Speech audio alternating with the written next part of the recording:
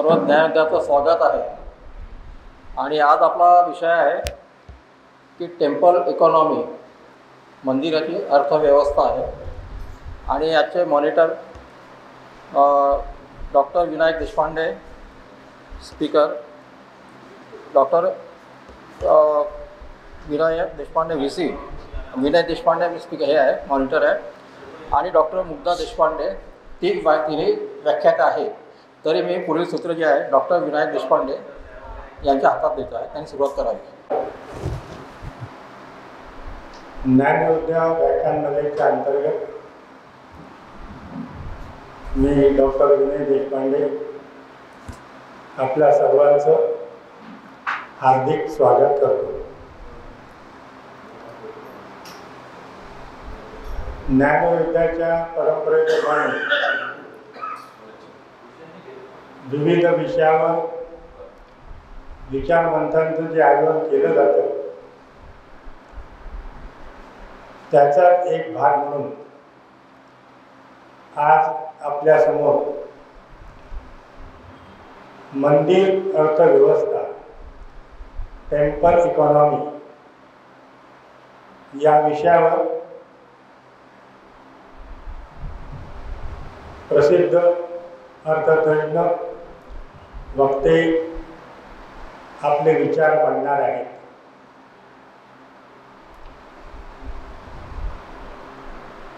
या विषयाच्या संदर्भात जे विचार आपण ऐकू, स्वाभाविकपणे आपल्या मनात काही प्रश्न उपस्थित होऊ शकतात। त्या प्रश्नांना देखील सर्व वक्त्यांनी आपलं प्रतिपादन केल्यानंतर आपण वेळ देणार आहोत।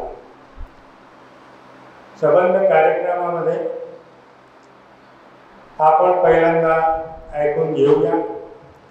सुदैवानं ऑडिओ व्हिडिओ आहे, आपल्याला लक्षात येऊ शकतं आणि त्यानुसार आपण सर्व सहकार्य करा अशी अपेक्षा व्यक्त करतो।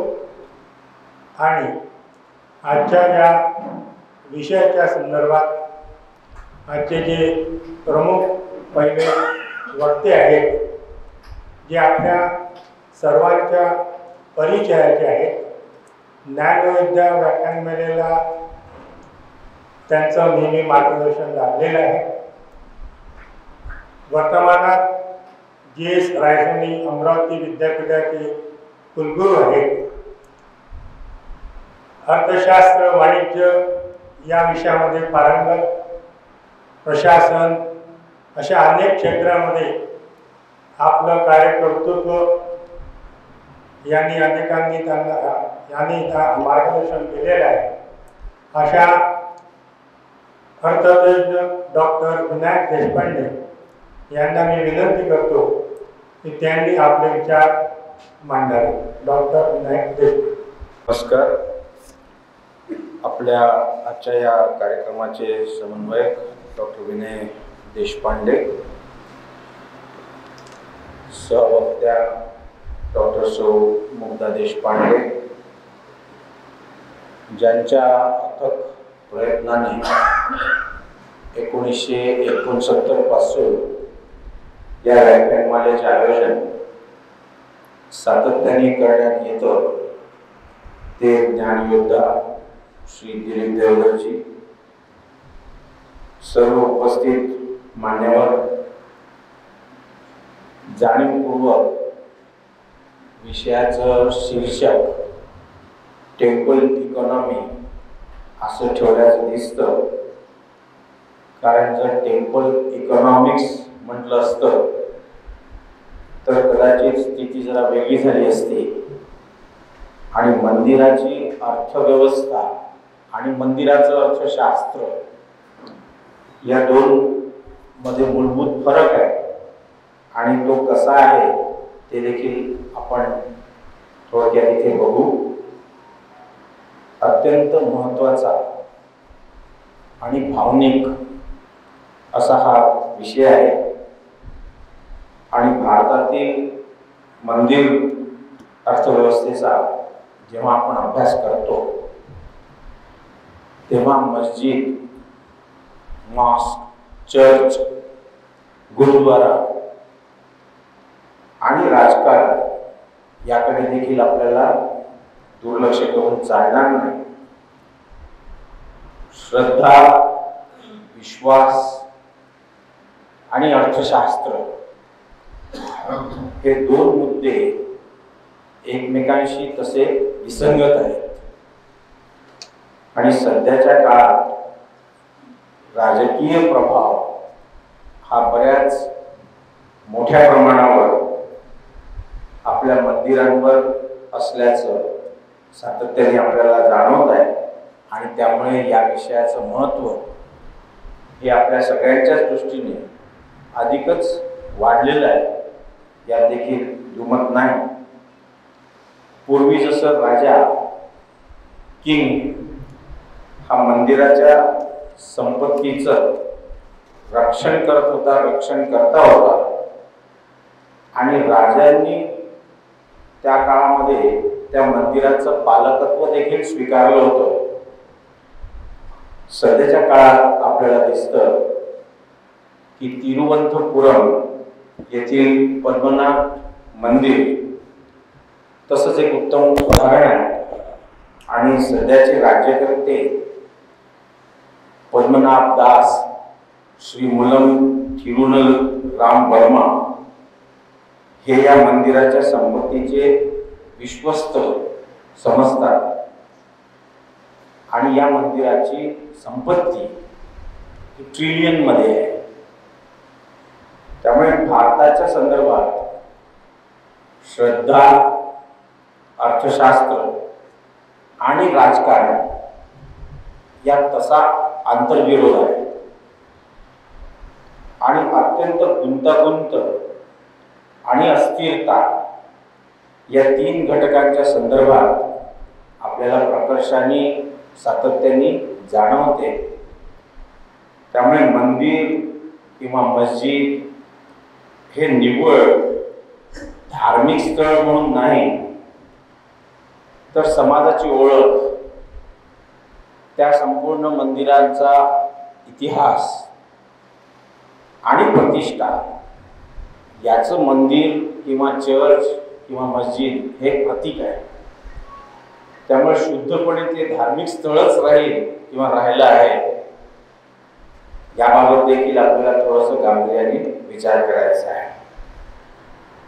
यात आपल्याला भारताच्या संदर्भात विविधता आहे, सर्वसमावेशकतेबद्दल आपण सातत्याने या संदर्भात बोलत असतो आणि या दृष्टिकोनातून देखील अर्थव्यवस्थेचा अभ्यास होणं हे गरजेचं आहे आणि त्यामुळे आर्थिक आणि राजकीय हे दोन्हीही साधत असताना श्रद्धा हे कदाचित राजकीय साधन म्हणून देखील वापरण्यात येतं आणि त्यामुळे या बाबतीत एक सूक्ष्म दृष्टिकोन ठेवूनच श्रद्धा, अर्थशास्त्र आणि राजकारण यातील आंतरसंबंध देखील बघण्याची गरज आहे.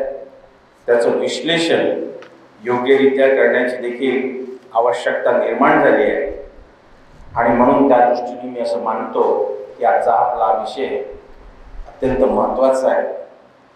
मी जी काही मांडणी करेन त्याच्यात होऊ शकतं की काही दुमत देखील असतील, ते देखील आपण बघूया आणि या संपूर्ण व्यवस्थेला आजच्या आर्थिक घडामोडीशी, राजकारणाशी जोडण्याचा देखील काही प्रमाणात प्रयत्न करू. डॉक्टर पंजाबराव देशमुख यांचा जो डॉक्टरल थिसिस होता तो त्यांनी ऑक्सफर्ड युनिव्हर्सिटीला सादर केला होता. Origin and development of religion in वैदिक लिटरेचर असं त्यांच्या प्रबंधाचं नाव होतं आणि त्यानंतर डॉक्टर पंजाबराव देशमुख यांनी पहिल्यांदा हिंदू एंडॉमेंट बिल आणलं आणि हिंदू एंडॉमेंट बिल आणताना मंदिरांनी समाजकार्यासाठी काय करता येणं शक्य आहे अशा आशयाचं ते बिल होतं. अर्थात ते बिल काही पारित होऊ शकलं नाही, त्याला प्रचंड विरोध झाला. पण त्यांनी जो काही अभ्यास केला होता आर्थिकदृष्ट्या की मंदिरामध्ये किती साधारणतः संपत्ती निर्माण होते, त्या संपत्तीचा नेमका वापर हा कुठे व्हावा आणि समाज कल्याणाच्या दृष्टीने मंदिर ही व्यवस्था आपल्याला कशी उपयोगात आणता येईल याचा फार चांगल्या पद्धतीने त्यांनी ते सगळं विश्लेषण केलं होतं. परंतु ते जे बिल होतं ते काही पारित झालं नाही. परंतु आपल्याला दिसेल की आता जवळपास 70 ते 75 वर्षानंतर पुन्हा याची चर्चा व्हायला लागली आहे आणि ज्ञानयोद्धा व्याख्यानमालेच्या अंतर्गत आपण हा कार्यक्रम ठेवला आहे. त्याबद्दल मी पुनश्च दिलीप देवधर यांचं आभार मानतो. आणि आपल्याला फार कंटाळवाणं होऊ नये, आपले डोळे बंद होऊ नये म्हणून समोर काही स्लाइड्स देखील आहेत, त्या आपण मध्ये मध्ये बघाव्या आणि त्या मार्गाने मी आपला हा विषय समोर नेण्याचा प्रयत्न करतो. मंदिर ही जी संकल्पना आहे, या संकल्पनेला आपण सर्व जाणतो की एक सांस्कृतिक वारसा याला लाभला आहे आणि ज्याला आपण मन, आंतरिक स्व किंवा इनर सेल्फ असं म्हणतो बदल. आणि दीर म्हणजे स्थळ किंवा ज्याला आपण प्लेस म्हणतो. त्यामुळे आपल्याला मंदिराची व्याख्या करायची झाल्यास अंतरात्मा जिथे राहतो ते स्थान जे दर्शवलं जातं त्याला आपण मंदिर म्हणू शकतो. आणि त्यामुळे where inner self meets sacred space, inner self source of personal growth आणि सॅक्रेड स्पेस ऑफ रिफ्लेक्शन हे आपलं मंदिर आहे. आणि त्यामुळे या दोघांचा साधारणतः दुवा आपल्याला मंदिराच्या माध्यमाने साधता येतो.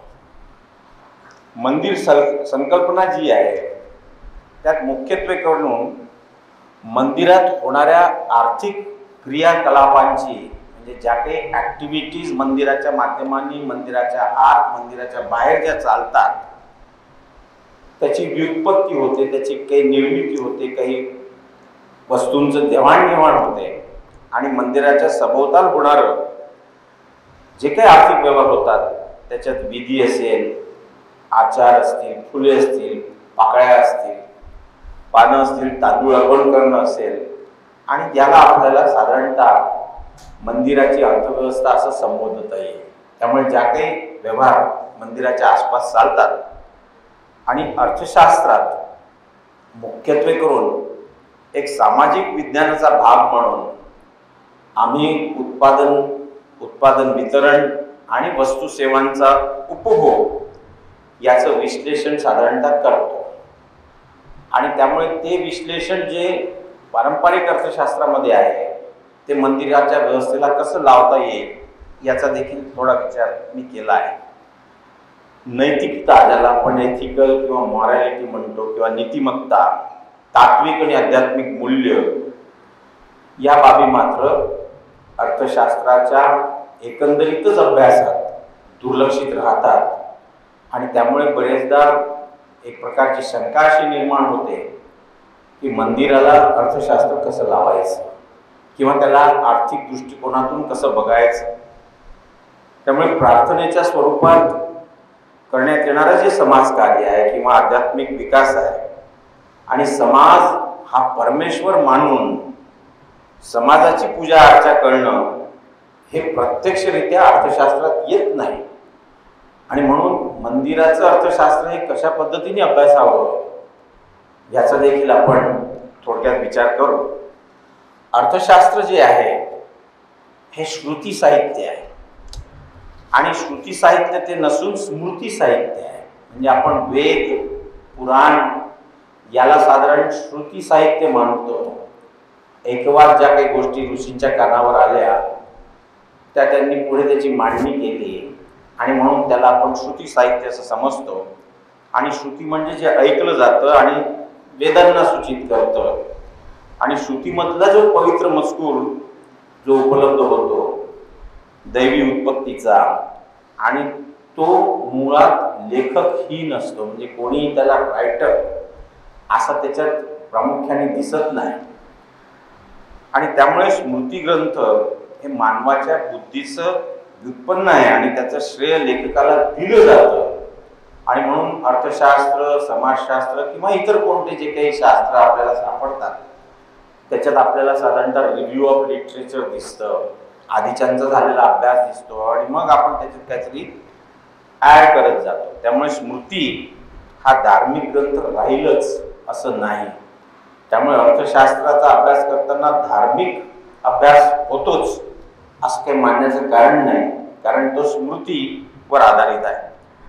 पूर्वीच्या कार्याच्या आधारे मानवाद्वारे जी अर्थशास्त्राची निर्मिती झाली, म्हणजे आपण चाणक्यापासून साधारणतः म्हणतो, पण चाणक्यापूर्वी देखील बृहस्पती, शुक्राचार्य यांनी जे काही कार्य केलं ते अर्थात कौटिल्याचं अर्थशास्त्र आणण्याकरता ते देखील सहाय्य ठरलं. त्यामुळे ते देखील त्या अर्थाने तसं बघितलं तर ते स्मृती साहित्यच आहे. नफ्याच्या दृष्टिकोनातून जर पूर्णपणे विचार आपण केला तर नॅचरली भक्तिभाव जो आहे तो दुर्लक्षित होतो. परंतु एक मात्र नक्की की वनस्पती आणि प्राणी मंदिरामुळे नक्कीच वाचण्यास मदत झाली. पण अर्थात आपल्या भारतीय संस्कृतीमध्ये आपण लाभ शुभ नाही म्हणत, आपण शुभलाभ म्हणतो. त्यामुळे शुभ याला आपण नक्कीच महत्त्व देतो. त्यामुळे त्या दृष्टीने आपलं इकॉनॉमिक्स हे थोडंसं वेगळं आहे असं देखील मान्य करावं लागेल. पण दुर्भाग्याने त्या पद्धतीने सिद्धांत जे विकसित व्हायला पाहिजे तसे झाले नाही. ते का नाही झाले त्याचं देखील आपण थोडक्यात उहापोह करू. या संदर्भात काही मूलभूत प्रश्न आपल्याला उपस्थित करावे लागतील की मंदिराच्या व्यवहारात शासनाचा हस्तक्षेप असावा की नसावा. आणि बरेचदा लोक मानतात की शासनाचा हस्तक्षेप नको, मंदिराचे ट्रस्टीज असतात त्यांनी ती संपूर्ण व्यवस्था बघावी आणि शासनाने त्याच्यात इंटरफिअर करण्याची गरज नाही.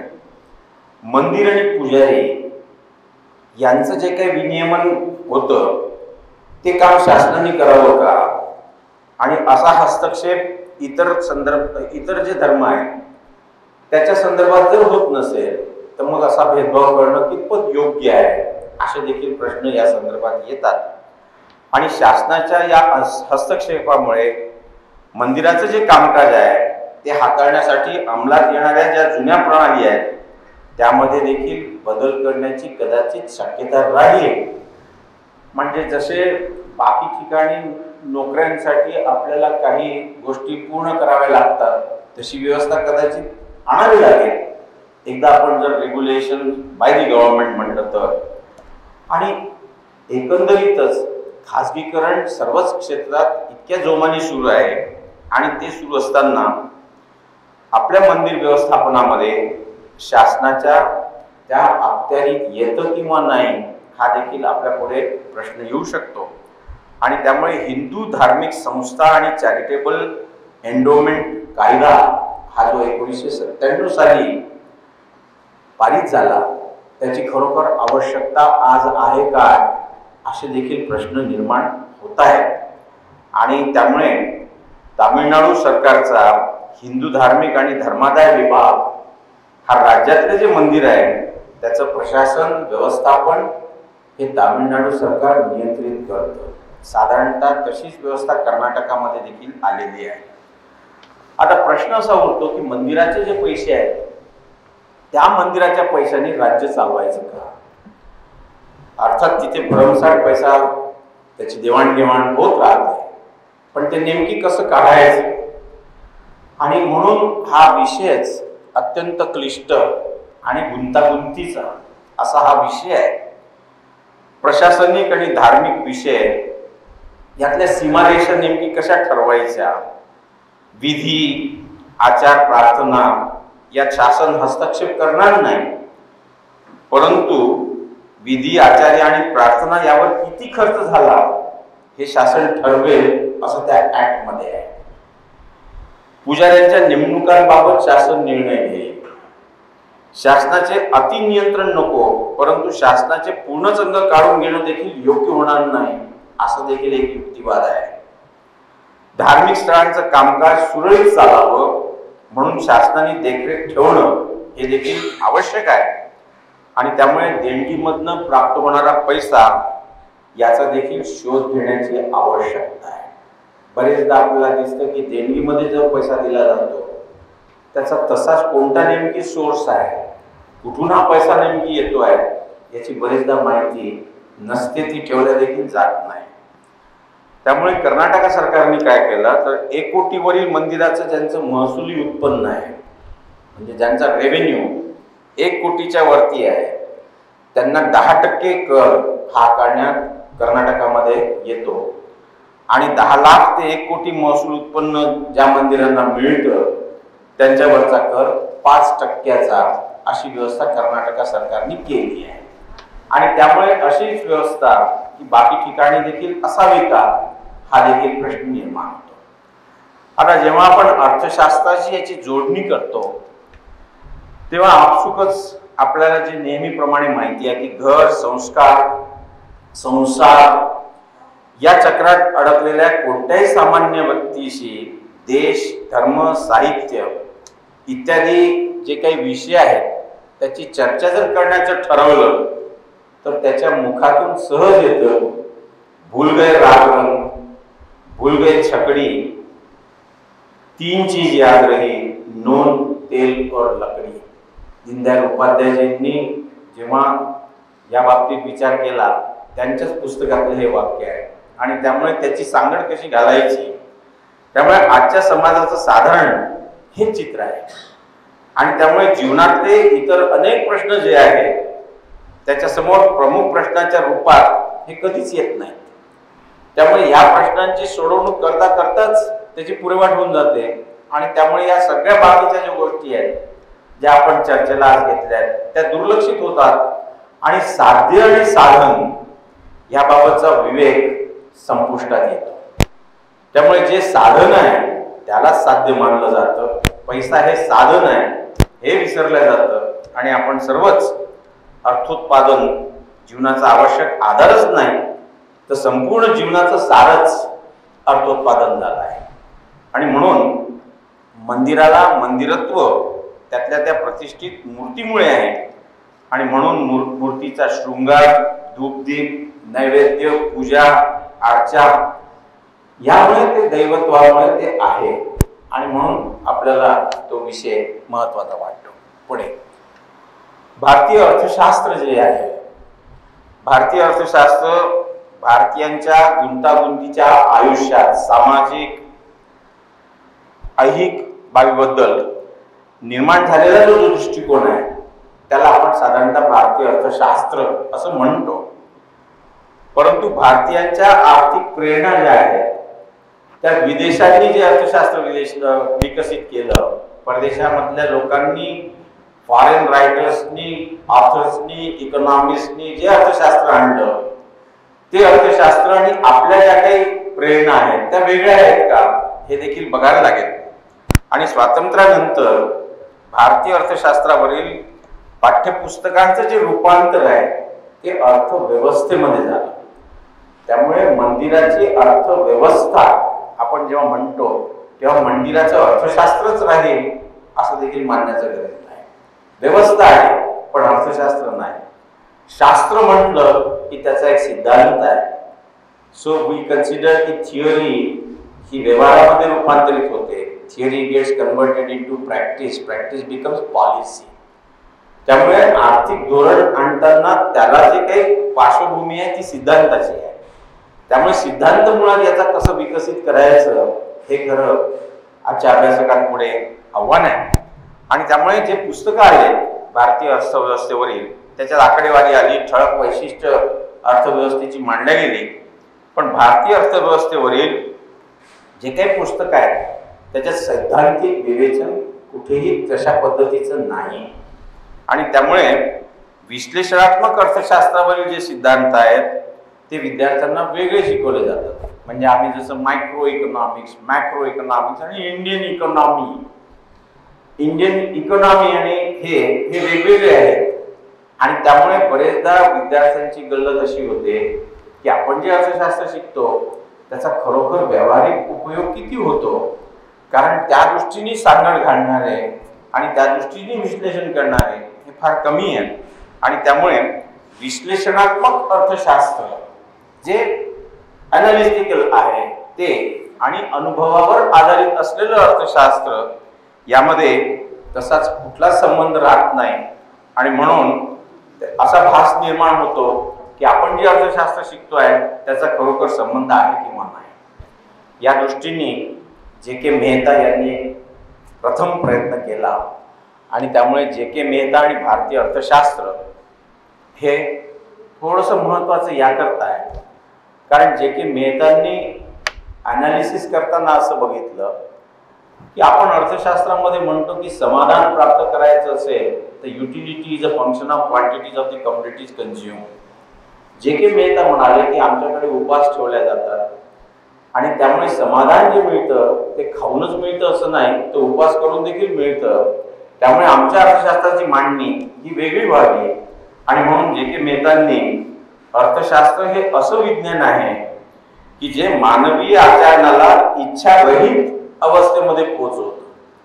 त्यामुळे आम्ही जे सांगतो की मानवाच्या ज्या गरजा आहेत त्या अमर्यादित असतात आणि साधनं मर्यादित असतात, जे.के. मेहता म्हणतात की त्या ज्या अमर्यादित जे काही आपल्या गरजा आहेत त्याच मर्यादित कशा करायच्या हे अर्थशास्त्रामध्ये यायला पाहिजे अशी मांडणी त्यांनी केली आणि इच्छा जर राहिली नाही तर जास्तीत जास्त सुख प्राप्त होईल अशी जे.के. मेहतांची मांडणी आहे आणि त्यामुळे संतुष्ट आणि सुख मनुष्य प्राण्याचा उद्देश सुख प्राप्त करणं आहे आणि त्याच्यामुळे संतुष्ट होणे नाही अशी मेहतांनी मांडणी केली आणि मानवाच्या इच्छांची निवड जी आहे ही नेहमीच समस्या आहे।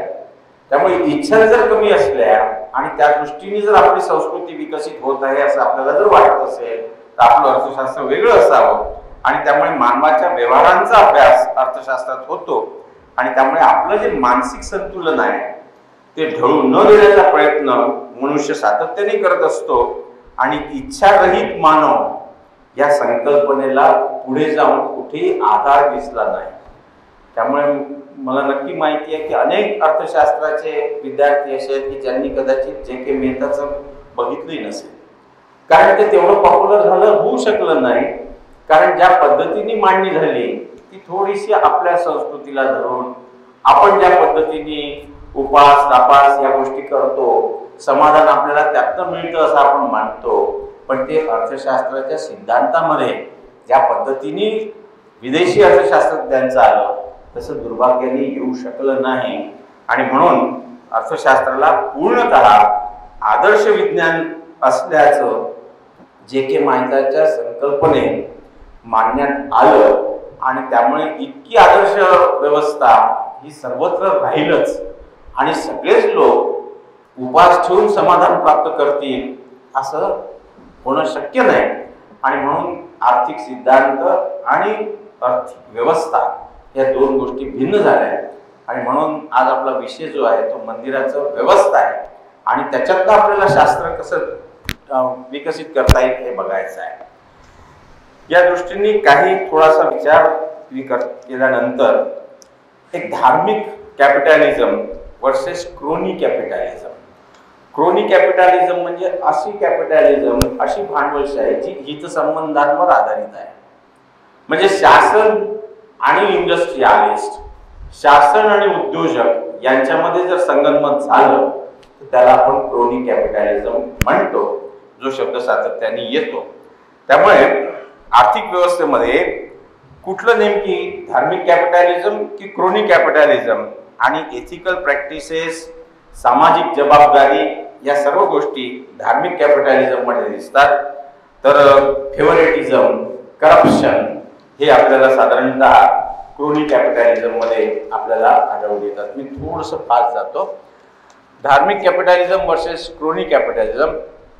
चाणक्य नीतीमध्ये धर्म इज फाउंडेशन आणि family economy, temple economy, village economy असं आपल्याला चाणक्याच्या अर्थव्यवस्थेमध्ये मांडणी दिसते आणि earlier people use to keep wealth in a temple त्यामुळे जी काही संपत्ती आहे ती सगळी मंदिरात राहत होती आणि असा विश्वास होता की पॉलिटिकल क्रोनिझम जे आहे ते शेवटी त्या बिझनेस वर्ल्डमध्ये जेव्हा यायला लागलं, त्या आपल्या व्यवहारामध्ये जेव्हा यायला लागलं, तेव्हा आपली जी व्यवस्था आहे ती हळूहळू कोलमडल्यासारखी झाली आणि ते जे भांडवलशाही आहे ती भांडवलशाही अधिक प्रकर्षाने वर आली आणि त्यामुळे सेल्फ सर्व्हिंग फ्रेंडशिप आणि family ties between businessman and government याचा प्रभाव एकंदरीतच अर्थव्यवस्थेवर पडायला लागला आणि that they corrupt public service economy and political ideas.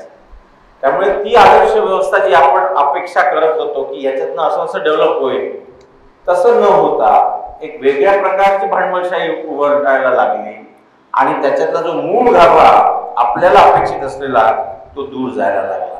याचा परिणाम एकंदरीतच समाजावर काय झाला तर गव्हर्नमेंट इनिशिएटिव्ह जो होता की टेम्पल आपण रिव्हायटलाइज करायला पाहिजे आणि how can the spiritual and material dimension of life be theoretical integrated within a framework. म्हणजे आपण जे स्पिरिच्युअलिझम सांगतो ते आणि त्याचबरोबर आपल्याला मटेरियलिस्टिक लाईफ देखील पाहिजे ते, या दोघांची सांगड घालून सिद्धांत कसा विकसित करायचा हे खरं आव्हान आपल्या पुढे आज मंदिर व्यवस्थेच्या संदर्भात आलेलं आहे.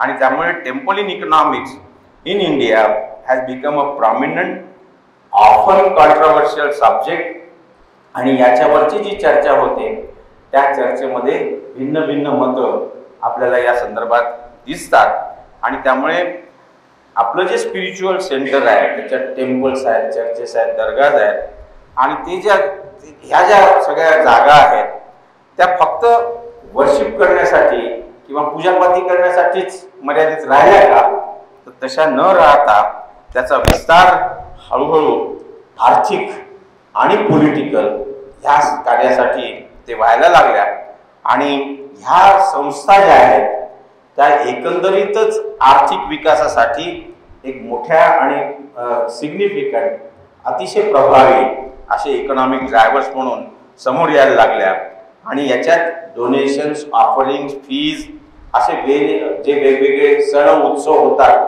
त्यातनं निर्माण होणारा पैसा हा सगळा इथे यायला लागला आणि त्याच्यामुळे आपली जी स्थानिक अर्थव्यवस्था आहे त्याला नक्कीच याच्यामुळे जोर प्राप्त झाला आणि तिथे मग आपले हात ठेलेवाले किंवा बाकी छोट्या वस्तू विकणारे यांचे व्यवहार हे झपाट्याने व्हायला लागले आणि एकंदरीतच आपल्या भारताच्या सकल राष्ट्रीय उत्पन्नामध्ये अनेक प्रकारे त्याच्यातनं रोजगार निर्माण झाला आणि त्याच पद्धतीने त्यातनं उत्पन्न निर्मिती देखील झाली. परंतु ते करताना याला आपण वेगळं करू शकलो का की GDP मधला आता NSSOनी नुकताच जो अहवाल 2023 मध्ये सादर केला त्याच्यात पहिल्यांदा मंदिराबद्दल किती उत्पन्न निर्माण होतं, किती व्यवहार उत्पन्न म्हणण्यापेक्षा आर्थिक व्यवहार किती होतात याची आकडेवारी आपल्यासमोर दिलेली आहे.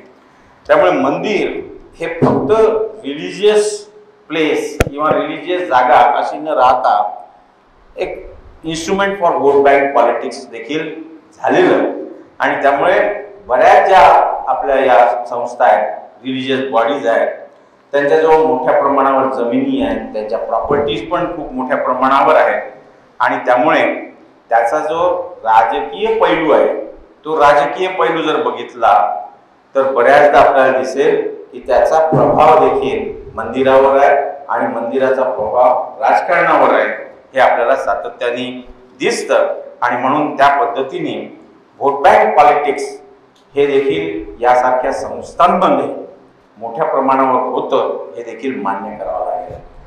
पुढे थोडं पास घेतो.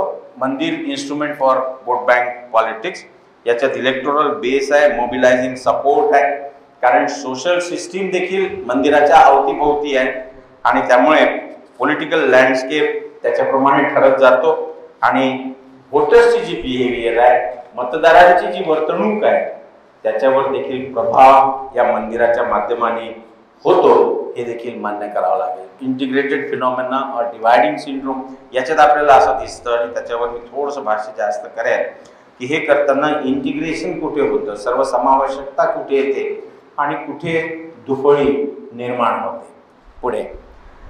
त्यामुळे governance of religious institutions is also recurring subject of debate.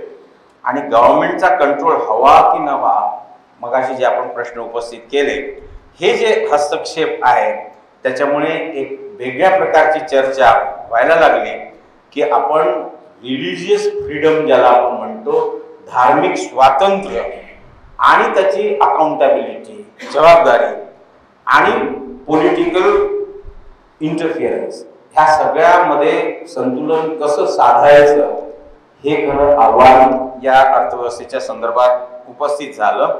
आणि त्यामुळे एका बाजूला आपल्याला दिसतं की इंटिग्रेटिंग फोर्सेस आहेत ज्याच्यामुळे कम्युनिटी स्पिरिट निर्माण होतं. एका विशिष्ट समाजाचे लोक एक यायला लागले, ती एक मोठी देण या मंदिराच्या माध्यमाने आहे. आणि त्यामुळे वेगवेगळे जे आपल्या संस्कृती आहेत त्याचं जतन करण्याचं देखील काम मंदिरामुळे होऊ शकलं. आणि त्याचबरोबर काही प्रमाणात काही मंदिराच्या माध्यमाने सामाजिक कल्याणासारख्या गरजा देखील मंदिराच्या माध्यमाने पुरवल्या गेल्या. So community ties and interfaith dialogue, temples community impact कशावर झाला. शिक्षणासाठी व्यवस्था बऱ्याच मंदिरांकडनं झाली. आपल्याला दिसतं की पुट्टुपार्थीसारख्या ठिकाणी मेडिकल कॉलेजेस देखील आले, पुट्टुपार्थीसारख्या ठिकाणी विविध महाविद्यालय उपस्थित झाले, हेल्थ फॅसिलिटीज निर्माण झाल्या. आणि त्यामुळे त्या पद्धतीने एक प्रकारचं समाजामध्ये संलग्नितता ही मंदिराच्या माध्यमाने आली. आणि पुढे जाऊन त्याच्यामधला जो कम्युनिटी बॉन्ड आहे तो नक्कीच बळकट होण्याला देखील या मंदिराच्या एकंदरीत व्यवस्थेमुळे मदत झाली. त्यामुळे शिक्षण असेल किंवा आरोग्याच्या सोयी असतील, चॅरिटेबल एड असेल, ही सगळी मंदिराच्या माध्यमाने पुरवल्या जाते. आणि अर्थात हे सगळं होत असताना बरेचदा फिनान्शियल मिसमॅनेजमेंटचा देखील आरोप अनेक मंदिरांवर सातत्याने झाला. आणि म्हणून हे लक्षात आलं की इथे काहीतरी आता रेग्युलेशन्स पाहिजे, काहीतरी कंट्रोल्स असे पाहिजे. आणि म्हणून त्या दृष्टीने गव्हर्नमेंटनी भूमिका नेमकी या संदर्भात काय ठेवावी याच्याबद्दल चर्चा सुरू झाली. आणि हे करत असताना एकीकडे आपल्याला कम्युनिटी टाईज दिसतात आणि दुसरीकडे दुफळी निर्माण झालेली देखील काही प्रमाणात आपल्याला जाणवतं. आणि त्यामुळे त्या डिस्क्रिमिनेटरी प्रॅक्टिसेस असतात. कधी कधी बरेचदा असं दिसतं की हे सगळं होत असताना आपल्याला हिंसा करण्यास प्रवृत्त होणाऱ्या काही एलिमेंट्स हे देखील त्याच्यात दिसतात. आणि त्यामुळे हा अभ्यास करताना विविध ज्या गोष्टी आहेत त्या देखील बघणं हे गरजेचं आहे. डिव्हिजिव्ह पोटेन्शियल त्याच्यात असतं, सोशल फॅब्रिक हे देखील त्याची एक भूमिका महत्त्वाची आपल्याला या संदर्भात दिसते. त्यामुळे पोटेन्शियल फॉर कम्युनिटी बिल्डिंग हे देखील मंदिरामध्ये आहे. आणि त्यामुळे एक प्रकारची हार्मनी, एक प्रकारची एकता या मंदिराच्या माध्यमाने होत असलेली आपल्याला दिसते. पण त्याचबरोबर इतर साऱ्या गोष्टी देखील लक्षात घ्यायला हव्या. यानंतर मी लगेच वळतो की जेव्हा आपण स्पिरिच्युअलिझम आणि मटेरियलिझम याचा जेव्हा विचार करतो तेव्हा यात आपल्याला दिसतं की टेम्पल इकॉनॉमिक्स याचा अभ्यास करताना स्पिरिच्युअलिझम आणि मटेरियलिझम याचं इंटिग्रेशन कसं करायचं, या दोघांमध्ये समन्वय साधण्याचा प्रयत्न कसा होऊ शकतो. आणि बिहेवियरल इकॉनॉमिक्स जे आता वर्तणुकीचं अर्थशास्त्र अशी एक नवीन शाखा बऱ्या प्रमाणामध्ये आता समोर यायला लागली आहे. त्यामुळे बिहेवियरल इकॉनॉमिक्सची आपल्याला मदत घेता येईल का साधारणतः मंदिराच्या अर्थशास्त्राचा अभ्यास करताना. आणि हे करताना ज्या काही रिलिजियस इन्स्टिट्यूशन्स आहेत त्याचा तुलनात्मक असा काही अभ्यास करता येईल का हे देखील आपल्याला बघता येईल. त्यामुळे पारंपरिक दृष्टिकोनातनं जर अर्थशास्त्र बघितलं तर त्याचा संपूर्ण फोकस हा मटेरियल वेलबिईंगवर होता. आणि त्याला आपण अर्थशास्त्रामध्ये रॅशनल डिसिजन मेकर्स म्हणजे जो विवेकशील निर्णय घेतो तो म्हणजे आर्थिक मानव असं जे समजलं गेलं ते कदाचित आपल्याला आता पुन्हा तपासावं लागेल. आणि जे काही आपले दुर्मिळ संसाधनं आहेत त्याचं जे काही विल्हेवाट होते, त्याचं जे काही डिस्ट्रीब्युशन होतं, ते खरोखर आपल्या ज्या काही अमर्यादित गरजा आहेत त्या पूर्ण करण्याकरता कशा पद्धतीने वापरल्या जातील. आणि त्याच्याबरोबर स्पिरिच्युअलिझम ऑन दी अदर हँड, त्याच्यात नॉन मटेरियल अस्पेक्ट्स आहेत आणि त्याच्यामुळे इनर पीस, अल्ट्रुइझम किंवा कम्युनिटी आणि व्हॅल्यूज बियॉन्ड मॉनिटरी गेन्स असा देखील अभ्यास आपल्याला या संदर्भात करावा लागेल. आणि त्यामुळे पहिला जो मुद्दा या संदर्भात येतो त्याला आपण म्हणतो सामाजिक भांडवल किंवा सोशल कॅपिटल. आणि first one is about human flourishing और वेलबिईंग इकॉनॉमिक्स. आणि हा जो भाग आहे हा आपला नेहमीचा जो राष्ट्रीय उत्पादन GDP याच्या पलीकडचा आहे. आणि तो पलीकडचा विचार याच्यात कदाचित हॅपीनेस राहील, कम्युनिटी कोहेजन राहील, मटेरियल वेल्थ राहील आणि एन्व्हायरमेंटल सस्टेनेबिलिटी या सगळ्याचा विचार या स्पिरिच्युअल प्रॅक्टिसेसमध्ये आपल्याला कदाचित करावा लागेल. आणि सोशल कॅपिटल जे आहे, सामाजिक भांडवल आपलं जे आहे, जे मॉनिटरी युनिटमध्ये नाही पण समाजामध्ये एक चांगल्या प्रकारचं वातावरण हे निर्माण होत आहे आणि त्याच्यामुळे इकॉनॉमिक ट्रान्झॅक्शन्स हे जास्त प्रमाणात चांगले होतात, कारण तिथे दंगे नाही आणि सगळा समाज हा एकनिष्ठेने आणि एकरूपतेने जेव्हा वावरतो तेव्हा त्याचा इनडायरेक्ट बेनिफिट हा आर्थिक व्यवहारांवर होत जातो. आणि म्हणून आपल्याला मंदिरांची नेमकी भूमिका अर्थव्यवस्थेमध्ये काय, तर आपल्याला त्याच्यात अप्रत्यक्ष ज्या काही गोष्टी घडतात त्याचा देखील विचार थोडक्यात करावा लागेल. म्हणून वर्तणुकीचं अर्थशास्त्र जे आहे, ज्याच्यात ह्युमन डिसिजन्स, मानवी निर्णय जे आहेत त्याच्यावर जास्त भर दिला आणि ते करताना प्रो सोशल बिहेवियर ही जास्तीत जास्त असावी. आणि हे करताना आपल्याला साधारणतः चित्र असं दिसतं की आपण जेव्हा डोनेशन्स देतो आणि डोनेशन्स देताना एका विशिष्ट कारणाने आपण ते डोनेशन्स देतो, ते दिल्यानंतर बरेचदा एक प्रकारचं समाधान डोनेशन देणाऱ्याला राहतं आणि तो जस्टिफाय करू शकतो की मी जेवढं उत्पन्न मिळवलं आहे त्याच्यातला काही टक्का मी ह्या मंदिराला देतो आहे, त्यामुळे त्याच्यातनं समाधान हे मिळत जातं. आणि एकाने दिलं की दुसरा देखील देत जातो, ज्याला आपण हर्ड बिहेवियर म्हणतो.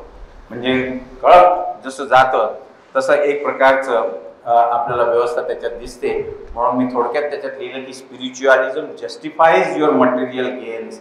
आणि ते जस्टिफाय आपण कसं करतो की मी उत्पन्न प्राप्त केलं पण मी मंदिराला एवढं डोनेशन दिलं, त्यामुळे एक प्रकारचं समाधान त्या व्यक्तीला मिळत जातं. आणि एकाने दिलं की दुसरा द्यायला लागतो. आणि म्हणून साधारणपणे चित्र आपल्याला असं दिसतं की मंदिराची जी संपत्ती आहे, मंदिराला मिळणारा जो पैसा आहे, डोनेशन्स आहेत, त्यात भरमसाठ वाढ ही दिवसेंदिवस होत जाते. आणि त्यामुळे एक प्रकारचं ज्याला आपण म्हणतो बिहेवियरल इकॉनॉमिक्समध्ये एंडॉमेंट इफेक्ट, म्हणजे लोक त्यांच्या मालकीची एखादी वस्तू त्यांच्या मालकीची नसताना देखील ती मिळवण्यापेक्षा ती तिथेच ठेवावी असं त्यांचं साधारणतः एक मत आणि एक वर्तणूक निर्माण होते. त्याला बिहेवियरल इकॉनॉमिक्समध्ये एंडॉमेंट इफेक्ट म्हणतात. किंवा अँकरिंग आणि हर्डिंग, म्हणजे कुठून तरी ऐकून ह्या मंदिरामध्ये पैसा दिला तर असं होतं, तसं होतं, असं करून लोक देत जातात. आणि म्हणून त्या दृष्टीने याचा विचार हा व्हायला हवा. आणि म्हणून बिहेवियरल इकॉनॉमिक्सच्या अँगलने आणि तसंच पुढे जाऊन एक सांस्कृतिक अर्थशास्त्र ज्याला आपण कल्चरल इकॉनॉमिक्स म्हणतो, त्याच्यात देखील त्याचा अंतर्भाव आपल्याला करता येऊ शकतो. त्यामुळे कल्चरल इकॉनॉमिक्स ही जी चौकट आहे याच्यात इकॉनॉमिक व्हॅल्यू कल्चरची नेमकी काय, त्याच्यात हेरिटेज आहे, ट्रेडिशन आहे, सिम्बॉलिक काही वस्तू आहेत आणि त्याचा देखील वापर फार मोठ्या प्रमाणावर होतो. आणि याच्यातनं एक शक्यता निर्माण होतात, कॅपॅबिलिटीज लोकांमध्ये निर्माण होतात, स्किल डेव्हलपमेंट त्या माध्यमाने होऊ शकतं. आणि त्यामुळे टेम्पल्स आणि इकॉनॉमिक लाईफ हे साधारणतः कसं असतं तर रिलिजियस इन्स्टिट्यूशन्स ज्या शिक्षण देतं किंवा आरोग्य निगा आणि सोशल सपोर्ट याच्यामुळे एक प्रकारची प्रतिष्ठा त्या व्यक्तीला मिळते. आणि त्या दृष्टीने टेम्पल इकॉनॉमिक्स हे त्याला खूप सारे आयाम या बाबतीत आपल्याला बघता येतील. आणि त्यामुळे temple economics multifaceted economic activities and impacts generated by Hindu temples. So it is not just about direct revenue, but the entire ecosystem that flourishes around these spiritual hubs.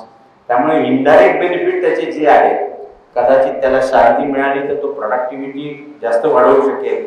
तो जर मंदिरात जात असेल तर खरोखर त्याचा उपयोग त्याच्या कामामध्ये त्याला चांगलं काम करण्यामध्ये प्रवृत्त करत असेल, असे इनडायरेक्ट बेनिफिट्स मंदिराचे होऊ शकतात. आणि साधारणतः एस्टिमेट्स असं सांगतं की टेम्पल इकॉनॉमीमध्ये साधारणतः $72 बिलियन एवढं साधारणतः पैसा हा विविध आर्थिक व्यवहारामधनं हा जनरेट होतो. आणि त्याच्यामुळे त्याच्यातनं धार्मिक साहित्य जे आहे ते धार्मिक साहित्य देखील खूप मोठ्या प्रमाणावर निर्माण होतं. रिलिजियस पॅराफेरनेलिया ज्याला आपण म्हणतो तो त्याच्यातनं मिळकत ही मोठ्या प्रमाणावर होते. पुस्तकांमधनं होते, मूर्त्यांच्या विक्रीमधनं होते किंवा प्रसादाच्या विक्रीमधनं होते. आणि त्यामुळे मंदिर जे आहे हे एक प्रकारचं माध्यम आहे रेव्हेन्यू जनरेट करण्याचं किंवा मूल्यवर्धित करण्याचं, हे देखील आपल्याला मान्य करावं लागेल. परंतु हे करत असताना अर्थात याच्यात डायरेक्ट एम्प्लॉयमेंट जनरेट होते, जसं मी पुढे लिहिलं आहे की प्रिस्ट आहे, स्टाफ आहे, टुरिझम आहे. टुरिझमचं उत्पन्न खूप मोठ्या प्रमाणावर या संपूर्ण व्यवस्थेमधनं होतं.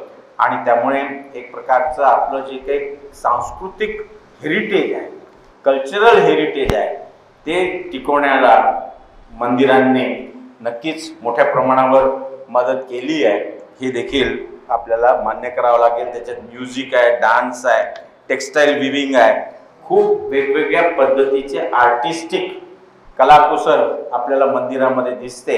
आणि त्यामुळे त्या दृष्टीने आपलं जे काही सांस्कृतिक वारसा आहे तो सांस्कृतिक वारसा जतन करण्यात देखील मंदिराची भूमिका अत्यंत महत्त्वाची राहिली. आणि त्यामुळे या मंदिराची भूमिका ही आपलं जे काही संपत्ती आहे देशाची, ती संपत्ती देशाची म्हणजे शेवटी संस्कृती आहे. आणि त्या संस्कृतीचं जतन या मंदिराच्या माध्यमाने होतं. त्यामुळे मी इथे म्हटलं आहे की skill development, historical role, financial institutions म्हणून मंदिरं होती जिथे कर्ज दिल्या जायचं. आणि त्यामुळे कल्चरल प्रिझर्वेशन आणि प्रमोशन ह्या मोठ्या ॲक्टिव्हिटीज मंदिराच्या माध्यमाने होतात. आणि त्यामुळे त्या मंदिरांवर असणारी श्रद्धा याच्यातनं आपल्याला आर्थिक व्यवहार मोठ्या प्रमाणावर झालेले साधारणतः दिसतात. आणि त्यामुळे एक प्रकारचं इमोशनल कनेक्शन हे आपल्या मंदिरांमध्ये आहे. त्याच्यात डीप इमोशनल कनेक्शन आहे, स्पिरिच्युअल कनेक्शन आहे आणि एक प्रकारचं पावित्र्य आपल्याला या मंदिराच्या माध्यमाने दिसतं. आणि त्यामुळे मंदिराचा एकंदरीतच आपल्या व्यक्तीच्या वर्तणुकीवर खूप मोठा परिणाम हा झालेला आपल्याला दिसतो. जाता जाता मी एवढंच सांगतो की शासनाची भूमिका नेमकी याच्यात काय व्हायला हवी, रोल ऑफ गव्हर्नमेंट. त्यामुळे पिलग्रिमेज कल्चर जे आहे हिंदुइझम हे याच्यात मोठ्या प्रमाणावर आलं. चारधाम यात्रा ही फार मोठ्या प्रमाणावर लोक करतात. आणि त्यामुळे त्या दृष्टीने काही प्रमाणात काही मंदिरामध्ये हळूहळू शासनाचं नियंत्रण, शासनाचं विनियमन या संदर्भात यायला लागलं. पुढे जाऊन एवढंच मी म्हणेन की टेम्पल जे काही आहे ते आर्थिक विकासाकरता आहे आणि ते एक प्रकारचं आपलं सांस्कृतिक अभिमान आपल्याला वाटावा अशा पद्धतीचं आहे. म्हणून काशी विश्वनाथ कॉरिडॉर झाला किंवा राम मंदिर अयोध्येचं झालं, हे महत्त्वाचे उदाहरण आहे जिथे क्लिअरली दाखवलं की कशा पद्धतीने आर्थिक विकास आणि आपलं कल्चरल प्राईड हे आपल्याला प्रोटेक्ट करता येईल. आणि त्या दृष्टीने पुढे जाऊन असं एवढंच मी पटकीने मांडणी करतो की आपल्याला हे करताना पुढे नाही त्याच्या आधीची एक स्लाईड आहे, त्याच्यात मी अशी मांडणी केली आहे याच्या आधीची temples for economic development and याच्या पुढची एकच पुढची. हां, आता याच्यात जे आहे की इट्स अ कॉम्प्लेक्स फिनॉमिना, जसं मी सातत्याने सांगत आलो.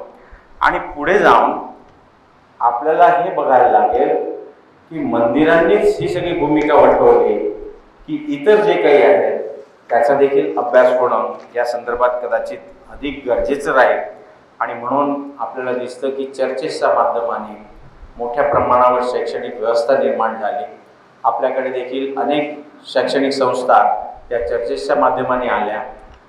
गुरुद्वाराच्या माध्यमाने मोठ्या प्रमाणावर अन्नधान्य किंवा बाकी याचे व्यवहार खूप मोठ्या प्रमाणावर झाले आणि मोठ्या प्रमाणावर खरेदी विक्री ह्या वेगवेगळ्या संस्थांच्या माध्यमाने झाल्या आणि त्यामुळे मंदिरांच्या व्यतिरिक्त इतर ज्या आपल्या रिलिजियस इन्स्टिट्यूट्स आहेत, धार्मिक संस्था आहेत, त्याचा देखील अभ्यास या संदर्भात कदाचित करावा लागेल. आपण प्रकर्षाने त्याला चर्च इकॉनॉमिक्स किंवा मॉस्क इकॉनॉमिक्स असं म्हणणार नाही, पण त्याच्यात व्यवहारात आपल्याला कदाचित एकंदरीत आर्थिक व्यवहार लक्षात घेताना त्याचा देखील थोडाफार अभ्यास करायला लागेल. भारतातले जे प्रसिद्ध मंदिर आहेत त्याची जर उलाढाल आपण जर बघितली तर तिरुपती बालाजी साधारणतः व्हिजिटर्स जे तिरुपती बालाजीला येतात ते 300 ते 400 लाख प्रतिवर्षी येतात आणि साधारणतः 4400 कोटी एवढी उत्पन्न प्राप्ती तिरुपती बालाजीची आहे. वैष्णोदेवी 70 ते 100 व्हिजिटर्स येतात, 500 कोटी साधारणतः उत्पन्न महसूल प्राप्ती म्हणेन मी, कारण उत्पन्न म्हणलं की त्याचा पुन्हा वेगळा अर्थ होतो. पद्मनाभ स्वामी मगाशी ज्याचा उल्लेख केला 1,50,000 कोटी एवढी महसूल प्राप्ती याची आहे. शिर्डी साईबाबा 350 कोटी आणि साधारणतः व्हिजिटर्स जे येतात ते 150 ते 200 कोटी. सिद्धिविनायक यावर्षी सगळ्यात जास्त महसूल प्राप्ती करणारं मंदिर म्हणून समोर आलेलं आहे आणि त्याची बरीच चर्चा या खेपेला झाली. त्यामुळे साधारणतः चित्र असं आपल्याला दिसतं की मंदिर ही व्यवस्था एकंदरीतच आर्थिक व्यवहारांवर प्रभाव टाकण्याकरता फार महत्त्वपूर्ण अशी ही संस्था विकसित होते आहे. या अँगलनी या दृष्टिकोनातून कदाचित अभ्यासकांनी आतापर्यंत बघितलं नाही. मी आपल्याला सांगू इच्छितो की जेव्हा हा विषय आला तेव्हा आमच्या कॉलनीत डॉक्टर शेखर द्रविड म्हणून आहेत, ते सायकोलॉजिस्ट आहेत पण आता ते इकॉनॉमिक्समध्येही आहेत. आफ्रिकन कंट्रीजला त्यांचा आर्थिक सल्लागार म्हणून ते काम करतात. त्यांच्याशी मी या विषयावर चर्चा केली आणि त्यांनी देखील खूप सारी माहिती या संदर्भात चर्चेच्या दरम्यान त्यांच्याकडनं मला मिळाली. त्यामुळे डॉक्टर शेखर द्रविड यांचं देखील योगदान या संदर्भात फार महत्त्वाचं राहिलं. मुद्दे बरेच आहेत पण वेळेचं भान देखील मला आहे आणि कदाचित मी वेळ जास्त घेतला असेल त्याबद्दल मी आपली क्षमा मागतो. परंतु या ज्ञानयोद्धा व्याख्यानमालेमध्ये हा विषय मांडण्यासाठी मला आपण आमंत्रित केलं त्याबद्दल आपल्या सगळ्यांचे मनापासून आभार मानून मी माझ्या शब्दांना विराम देतो. धन्यवाद. धन्यवाद डॉक्टर विनायक देशपांडे. यानंतर मी आमंत्रित करतो दुसऱ्या वक्त्यांना, ज्या नागपुरातील दयानंद आर्य कन्या महाविद्यालयामध्ये अर्थशास्त्र विभागाचे प्राध्यापिका आहेत. अनेक सेमिनारमध्ये त्यांनी आपले पेपर सादर केलेले आहेत आणि अर्थशास्त्र या विषयामध्ये अनेकदा संशोधनही त्यांनी केलेले आहेत. आचार्य पदवी त्यांना प्राप्त झालेली आहे. आमंत्रित करतो डॉक्टर मुग्धा देशपांडे. सर्वप्रथम ज्ञानयोद्धा व्याख्यानमालेत बोलण्याची संधी मला दिल्याबद्दल ज्ञानयोद्धा श्री दिलीप देवधरांचे मी मनपूर्वक आभार मानते. त्याचबरोबर माझ्यासाठी गुरुतुल्य असलेले डॉक्टर विनायक देशपांडे आणि डॉक्टर विनय देशपांडे यांच्याबरोबर बोलण्यासाठी एक कॉमन प्लॅटफॉर्म उत्पन्न करून दिला. It is really a matter of pride for me. Deshpande सरांनी जे आपल्यासमोर मांडलं ते मी म्हणेन खूप वेगळा पर्स्पेक्टिव्ह होता, थोडासा सेरिब्रल पर्स्पेक्टिव्ह होता. माझा जो पर्स्पेक्टिव्ह आहे सर तो purely economics point of view पासून आहे. त्याच्यामुळे माझ्या प्रेझेंटेशनमध्ये आपण जर आपण स्लाइड्स बघू जसे पुढे बेसिकली टेम्पल टुरिझम किंवा टेम्पल इकॉनॉमी यांनी भारताच्या अर्थव्यवस्थेला कसा पाठिंबा दिलाय किंवा कशी त्याला पुढे ढकलताय ह्याच्यावर फोकस करणारं माझं प्रेझेंटेशन असेल. मला आठवतं की जेव्हा लहानपणी आम्ही मंदिरात जायचो किंवा एकूणच जे माझ्या जनरेशनचे लोक आहेत बाहेर जायचं म्हणजे साधारणपणे मंदिरात जायचं आणि मंदिरात गेलं की प्रत्येक लहान मुलाला 1 रुपया 4 आणे 8 आणे असे मिळायचे आणि ते दानपेटीत टाकल्या की आम्हाला समाधान वाटायचं की झालं बघ मंदिरात आपण आलो. पण आजच्या धकाधकीच्या जीवनामध्ये मंदिरात जाणं हेच आपण विसरून गेलेलो आहे. किंवा जसं एक मटेरियलिस्टिक व्ह्यू पॉइंट आहे की आम्ही बाहेर जाणार तर आम्ही एन्जॉय करणार, तो आलेला आहे. आणि कुठेतरी मागे पडत गेलं हे स्पिरिच्युअल टुरिझम, कुठेतरी मागे पडत गेलं. पण मागील काही वर्षात सरकार आणि मीडिया या दोघांनीही स्पिरिच्युअल टुरिझम किंवा टेम्पल टुरिझम ह्याला इतकं ग्लॅमर आणून दिलेलं आहे. उदाहरणार्थ महाकुंभ मेळा आपण बघू किंवा राम मंदिराचं इनॉग्रेशन जेव्हा झालं, प्रत्येक सोशल मीडिया प्लॅटफॉर्मवर त्याला स्पेस मिळाली. कंटेंट क्रिएटर्स त्यांच्या रील्स मध्ये सगळं स्पॉटलाइट मध्ये ठेवत होते. आणि पुन्हा एकदा किंवा सरकारने ज्या प्रकारचं इन्फ्रास्ट्रक्चर अवेलेबल करून दिलंय अशा ठिकाणी, त्याच्यामुळे पुन्हा एकदा स्पिरिच्युअल टुरिझम किंवा टेम्पल इकॉनॉमी ही पुन्हा एकदा डिव्हाइड झाली आहे. मी तुम्हाला सगळ्यांना एका छोट्याशा यात्रेवर घेऊन जाऊ इच्छिते. विचार करायचा आपण अयोध्येला जाऊ. अयोध्येला गेलं की सगळ्यात पहिल्यांदा आपल्याला काय दिसतं, ते सुंदर मंदिर, एक्सक्विसाइटली काम, जसं आपण ज्याला म्हणतो लाईक पोएट्री इन स्टोन. मंदिराच्या ज्या पांढऱ्या मार्बलच्या पायऱ्या आहेत त्यावर आपण चढून गेलो की एका भव्य सभा मंडपात आपण येतो. आणि अजून पुढे आपल्याला गर्भगृह दिसतं आणि तिथे समयच्या मंद तेवढ्या उजेडात आपल्याला रामललाची हसरी मूर्ती दिसते. त्याच्या गळ्यात सुगंधित फुलं आहेत. तुम्हाला त्या गाभाऱ्याच्या मागे एक जायंट व्हील दिसत आहे का, जे हळूहळू हळूहळू रोटेट करत आहे. तुमचं कॉन्ट्रिब्युशन तिथे तुम्हाला दिसतंय का, जे त्या व्हीलला पुश करण्यासाठी जो फोर्स लागतो तो तुमच्या कॉन्ट्रिब्युशन मध्ये आलेला आहे. हे तुम्हाला लक्षात येत आहे का? अजून एक उदाहरण आपण घेऊ. चला आपण माहूरला जाऊ.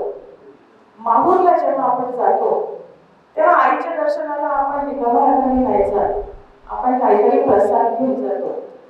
लग्न झालेल्या बायका ओटी घेऊन जातात, coconut, fresh flowers, sari, blouse piece आणि तांदूळाचं साहित्य घेऊन जाणं आपण विसरत नाही.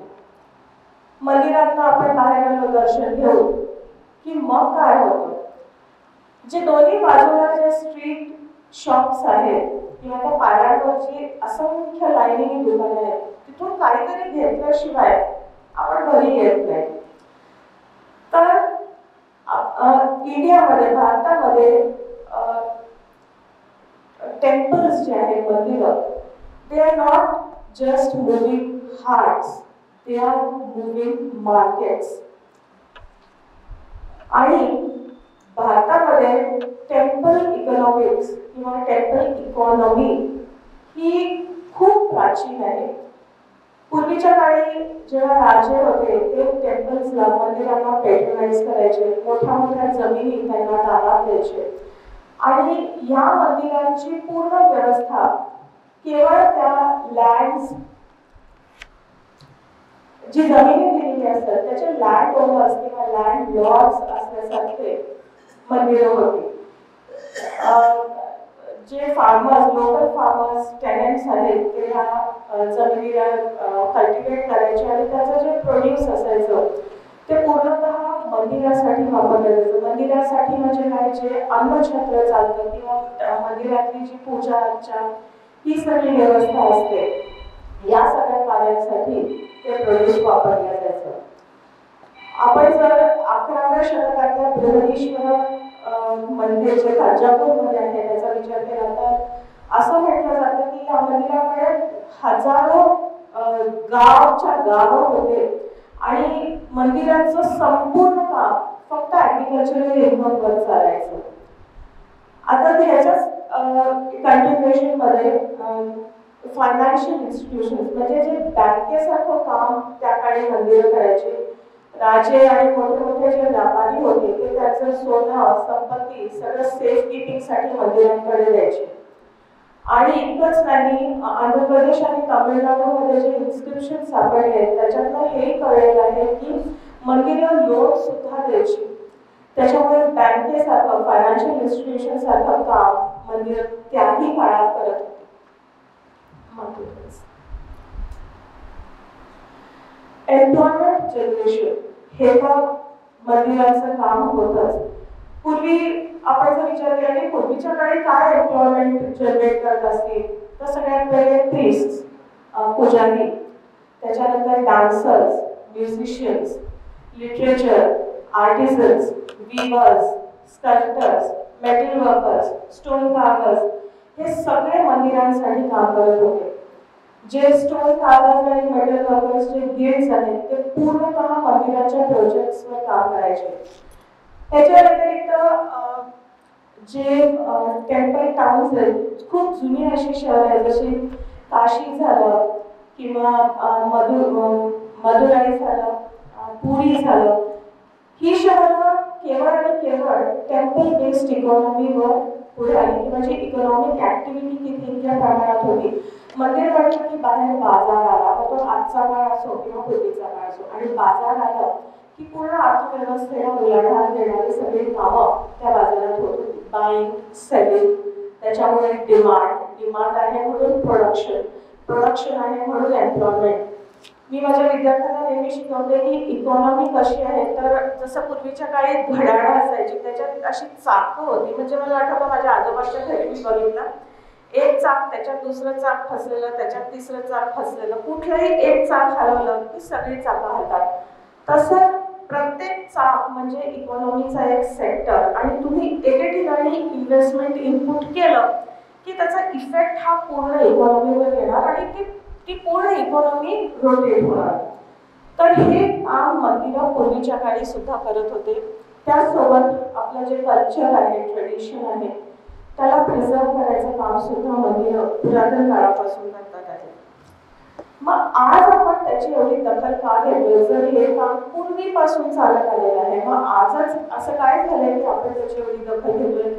त्याचं कारण असं आहे की आजच्या काळात जसं मी सुरुवातीला सांगितलं की ते इतकं ग्लॅमरस झालं आणि कॉन्ट्रीब्युशन इतकं मॅग्निफाय झालेलं आहे की इकॉनॉमीजला त्याची दखल घ्यावी लागते किंवा तो पुश जो एक टेम्पल्स कॉन्ट्रीब्युशन मध्ये जो पुश वाढलेला आहे तो आता आपल्याला जाणवायला लागला आहे.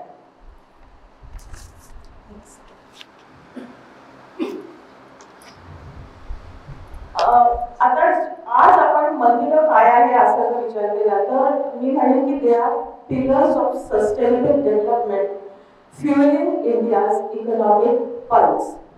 ते फ्युएल करतात म्हणजे पुश देणार आहे कंटिन्युअसली इकॉनॉमीला. म्हणून मी जे राम मंदिराच्या मागे जे मोठं चाक म्हटलं होतं किंवा व्हील म्हटलं होतं ते ह्याचं होतं की आपला इकॉनॉमिक व्हील आहे.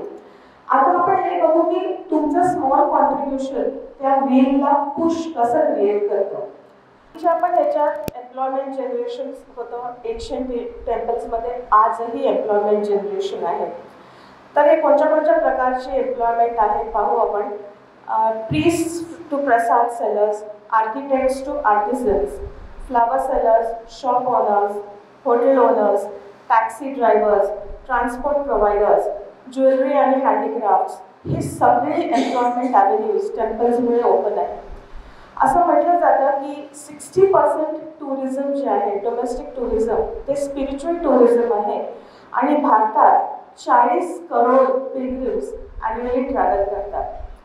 जो प्रत्येक यात्रेकरू आहे किंवा पिलग्रिम आहे तो फक्त एक डिवोटी नाही आहे, तो इकॉनॉमिक कॉन्ट्रीब्युटर आहे. बघा, भक्ती आणि भाव आजही आहे पण त्याच्याबरोबर एक मटेरियलिस्टिक अप्रोच सुद्धा आलेला आहे. जो डिवोटी आहे तो इकॉनॉमिक कॉन्ट्रीब्युटर आहे. आपण जेव्हा कांचीपुरमला जातो तेव्हा देवळात दर्शन झाल्यानंतर सिल्कच्या साडीच्या दुकानाकडे आपोआपच पावलं वळतात आणि कामाख्या देवीला गेलो तर दर्शन झाल्यानंतर स्पायसेस जे मिळतात तिथे ते घेतल्याशिवाय कसं येणार घरी. त्याच्यामुळे भक्ती आहे पण मार्केट सुद्धा अलाइव्ह आहे किंवा ही जी डिमांड आहे ही मार्केट्सला अलाइव्ह ठेवते. जेव्हा एखादा डिवोटी 100 रुपये स्पेंड करतो, he is spending, that is his expenditure, but that expenditure becomes an income for another person, and that income is again spent by this person on something else. म्हणजे प्रत्येक रुपया जो तुम्ही स्पेंड करता आहे तो अनेक वेळेला रिवाईव होतोय, मल्टिप्लाय होतोय. एका माणसाचा खर्च दुसऱ्या माणसाची इन्कम, तो पुन्हा खर्च करेल म्हणजे तिसऱ्या माणसाचा इन्कम, तो पुन्हा खर्च करेल म्हणजे चौथ्या माणसाचा इन्कम. आणि हे जितक्या वेळेला तो रुपया फिरतो इकॉनॉमीमध्ये तितके टाइम्स ट्रान्झॅक्शन्स क्रिएट होतात, ज्याला आपण म्हणतो इकॉनॉमिक्समध्ये आम्ही याला म्हणतो मल्टिप्लायर इफेक्ट. त्याच्यामुळे जी कॉन्ट्रीब्युशन आहे, रेव्हेन्यू कॉन्ट्रीब्युशन आहे, ते 100 रुपये इतकंच नसून त्याच्या कैक पटीने जास्त असतं. हे एम्प्लॉयमेंट जनरेशनचे सगळे पॉईंट्स दिलेले आहेत. आता ह्याच्यामुळे काय होतं की अनेक छोटे छोटे जे मायक्रो एंटरप्रेन्युअर्स असतात त्यांना काम मिळतं. उदाहरण जर आपण शिर्डीचं घेतलं तर Shirdi was a sleepy town. Nobody knew about it. But now Shirdi has over 3 crore pilgrims annually. आणि शिर्डीचे जे लोकल यूथ आहेत त्यांना कुठे एम्प्लॉयमेंट मिळते? Waiters, cooks, cleaners, cab drivers, hotel owners, restaurant owners, cafes, roadside eateries, dhabas अशा अनेक ठिकाणी त्यांना एम्प्लॉयमेंट मिळते. बरं, असं नाही आहे बरं की टेम्पल्स जे एम्प्लॉयमेंट झाले किंवा जे टेम्पलमध्ये काम करतात ते सगळे लोक धोतर नेसतात आणि तुळशीची माळ घालतात असं नाही आहे. जे टेक्नॉलॉजी आली आहे आजकाल त्याच्यामुळे नवीन ॲव्हेन्यूज ओपन झाले. जसं अनन्या नावाची एक मुलगी आहे जी सॉफ्टवेअर इंजिनियर आहे आणि ती काय काम करते तर काशी विश्वनाथचं जे ऑनलाईन दर्शन ॲप आहे आणि ऑनलाईन डोनेशन पोर्टल आहे त्याच्यासाठी ती काम करते. जे तिरुपती तिरुमला टेम्पल आहे तिथे 75,000 मील्स रोज सर्व केल्या जातात. Food is free but the system is an example of logistics that creates employment for many.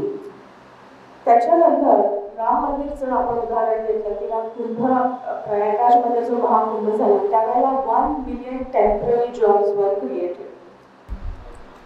Technology आणि इनोव्हेशन ह्यांचा काय रोल आहे ह्याच्यासाठी जर आपण उदाहरण घेतलं तर महाकुंभ मेळ्यासारखं दुसरं उदाहरण आहे. इथे आपण AI आणि टेक्नॉलॉजी यांना ॲक्शनमध्ये बघितलं. Wifi zones, digital payments, AI driven crowd control, GPS based tracking system, drone monitoring, GPS tagging, facial recognition हे सगळं होतं. इतकंच नाही पण इलेक्ट्रिसिटी पोल्स जे होते त्याच्यावर सुद्धा QR पेस्ट केलेले होते. म्हणजे जर तो QR तुम्ही स्कॅन केला तर तुम्हाला मॅप्सवर तुमचं एक्झॅक्ट लोकेशन कळत होतं. म्हणून जे कुंभ के मेले में बिछडना होतं अनेक जुन्या मूवीजचं थीम असायची ते या महाकुंभात पॉसिबलच नव्हतं. जेव्हा की तिथे इतका क्राऊड होता तरी पण कोणी पिछडल्याचं कोणी कुठे ऐकलं नाही. युट्यूबर्स जे आहेत त्यांना एम्प्लॉयमेंट मिळाली. लाईव्ह अपडेट्स, आरतीचे व्हिडिओज वगैरे पोस्ट केल्याने त्यांना ग्लोबल व्ह्यूअरशिप आणि स्पॉन्सरशिप मिळाली. आता सगळ्यात महत्त्वाचा जो एक टेम्पल टाउनला बेनिफिट मिळतो तो आहे इन्फ्रास्ट्रक्चर डेव्हलपमेंटचा. ह्याला आपण रिपल इफेक्ट असंही म्हणतो इकॉनॉमिक्समध्ये. Where faith flows, infrastructure follows. काय येतं इन्फ्रास्ट्रक्चरमध्ये तर good access roads, water supply, electricity, sanitation आणि अकॉमोडेशन जे पिलग्रिम्ससाठी प्रोव्हाइड करावं लागतं. ही सगळी डिमांड उत्पन्न झाल्यामुळे गव्हर्नमेंटचं आणि प्रायव्हेट सेक्टरचं इन्व्हेस्टमेंट इन्फ्रास्ट्रक्चरमध्ये वाढतो. उदाहरणार्थ महाकुंभमध्ये जी इन्व्हेस्टमेंट होती ती 7,000 crore 7,000 करोड रुपयाची होती सेंट्रल आणि स्टेटनी. महाकुंभ मेळ्यामुळे सिटीला 600 kilometres of new roads, 6 lane roads, flyovers, mobile toilets luxury tents इत्यादी मिळाले. अयोध्येचं ट्रान्सफॉर्मेशन झालं पूर्ण. 85,000 crores ची इन्व्हेस्टमेंट प्लॅन आहे 2027 पर्यंत. आणि राम मंदिराच्या आधी अयोध्येला फक्त 1,000 crores इन्व्हेस्टमेंट होती.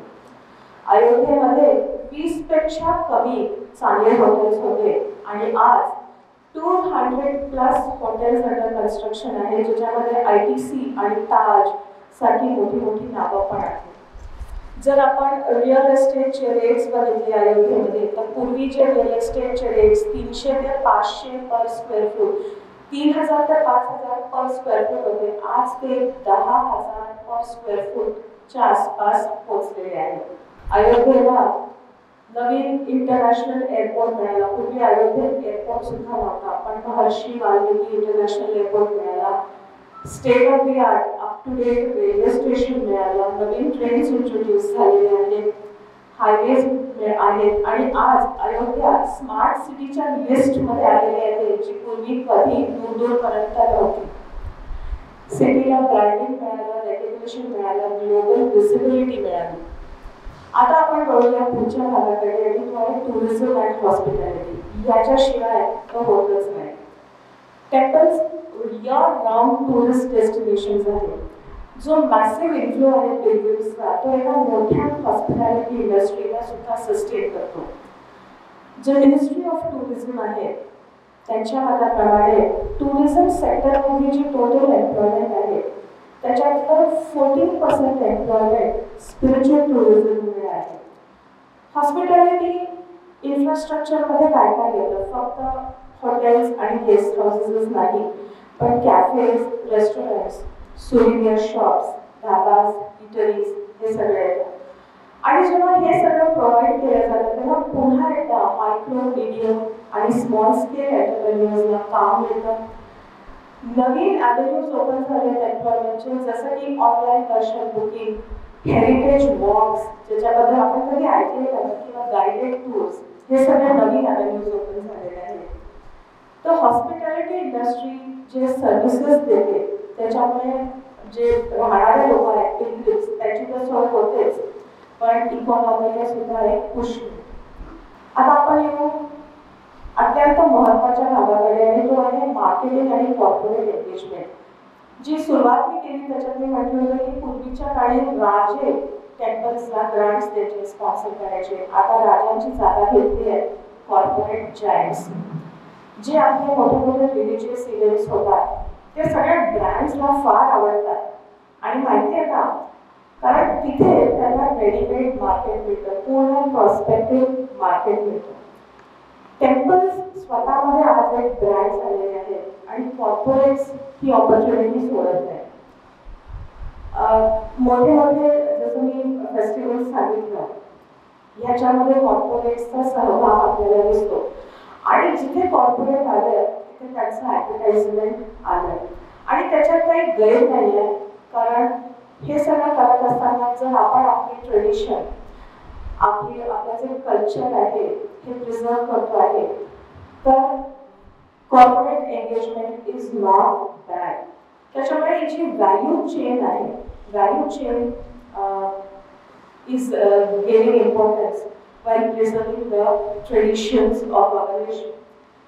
Tourism board advertisements करतात, private travel agencies advertisements करतात, corporate social responsibility म्हणजे CSR आणि PPP public private partnership या हेड्स खाली टेम्पल्सला, मंदिरांना कंपनीज अडॉप्ट करतात. तिथे त्याचं ब्रँड प्रमोशन चालतं, पण ॲट द सेम टाइम तिथली स्वच्छता ते राखतात, तिथली व्यवस्था करण्यात ते फंडिंग करतात. अपग्रेडेशन, टेम्पल अपग्रेडेशन अँड रेनोव्हेशनला ते फंड करतात. उदाहरण जर आपण द्यायचं म्हटलं तर इन्फोसिस फाउंडेशन आणि टाटा ट्रस्ट ही दोन मोठी नावं आहेत जे आपल्याला टेम्पल रेनोव्हेशन फंडिंगमध्ये CSRचं कॉन्ट्रिब्युशन द्यायचं दिसतं. ओयो आणि फॅब हॉटेल हे सुद्धा रिलिजियस सर्किट्समध्ये अकॉमोडेशन प्रोव्हाइड करतात. आपल्याला माहिती की ओयो आणि फॅब हे अफोर्डेबल अकॉमोडेशन देणारे हॉटेल्स आहेत. राम मंदिर आणि अयोध्या, हे राम मंदिर, अयोध्या आणि कुंभमेळा हे आयडियल केस स्टडीज आहेत जे ॲडव्हर्टायझिंग, मार्केटिंग, स्पिरिच्युअल फील्डमध्ये त्यांचा फोकस आहे. सगळे डिजिटल प्लॅटफॉर्म्स इन्व्हॉल्व झाले होते जेव्हा कुंभमेळ्याचं ॲडव्हर्टायझिंग होत होतं. कुंभमेळ्यामध्ये मोठे मोठे टेलिकॉम कंपनीजचे चार्जिंग स्टेशन्स होते, FMCG कंपनीज आपले प्रोडक्ट्स डिस्ट्रीब्यूट करत होते. आणि राम मंदिर ज्याला 5 किंवा 6 लाख व्हिजिटर्स ॲन्युअली असतात, तर फक्त इनॉग्रेशनच्या वीकमध्ये it had 25,000 visitors in the week. Charity आणि वेलफेअर ॲक्टिव्हिटीज हे पण पूर्वीपासूनच टेम्पल्सचे होते. जसं ह्याच्या आधी आपण ऐकलं की हॉस्पिटल्स फंडिंग करतात, टेम्पल स्पॉन्सर करतात, मेडिकल कॅम्प्स असतात त्यांचे, युनिव्हर्सिटीजला प्रमोट करतात, टेम्पल्स फंडिंग करतात. बेसिकली जसं की 2022मध्ये जेव्हा काशी विश्वनाथ डोनेशन 5 टाइम्स वाढलं, 100 crores झाले होते, तेव्हा त्यांनी हा सगळा पैसा अन्नछत्रांवर खर्च केला. तर जेव्हा टेम्पल्स अशा चॅरिटी ॲक्टिव्हिटीज अंडरटेक करतात, तेव्हा जे पुअर आणि नीडी आहेत त्यांच्यासाठी एक सेफ्टी आणि सिक्युरिटी नेट सुद्धा ते प्रोव्हाइड करतात. तर कन्क्लूड करायला मी म्हणेन की temples are not just stone and statuary. आपले जे बलस्थान आहे किंवा आपलं मंदिरही पुन्हा एकदा आपल्या संस्कृतीचं बलस्थान होऊन राहिलेलं आहे. कारण की आपली संस्कृती ही केवळ मटेरियलिस्टिक नसून जे आतापर्यंत या पूर्ण प्रेझेंटेशनमध्ये GDP, एम्प्लॉयमेंट, रेव्हेन्यू जनरेशन ह्याच्यावर कॉन्सन्ट्रेशन होतं, हा फोकस होता. पण आपली इकॉनॉमी जी आहे किंवा आपले टेम्पल्सचे जे व्हॅल्यूज आहेत ते गिव्हिंग, शेअरिंग आणि upliftment for the entire community आहे. म्हणून आपली जी जबाबदारी आहे ती ही आहे की आपण थॉटफुल प्लॅनिंग आणि रिस्पॉन्सिबल कॉर्पोरेट एंगेजमेंट ह्याचा वापर करून एक असं मॉडेल तयार करूया जिथे डिव्होशन आणि डेव्हलपमेंट सोबत सोबत जातात. थँक्यू.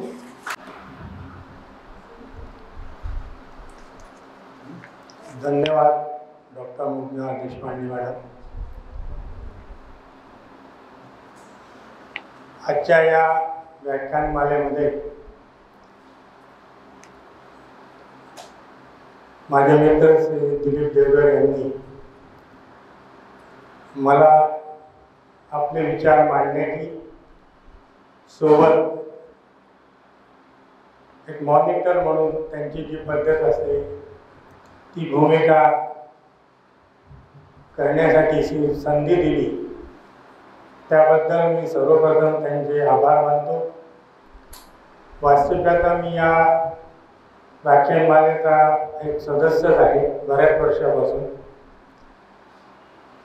अनेकदा व्याख्यानं दिलेली आहेत. पूर्ववक्त्यांनी माझ्या हा विषय सैद्धांतिक आणि अन्य पद्धतीनं मांडलेला आहे. मंदिर अर्थव्यवस्था याचा विचार आता मग का करतो?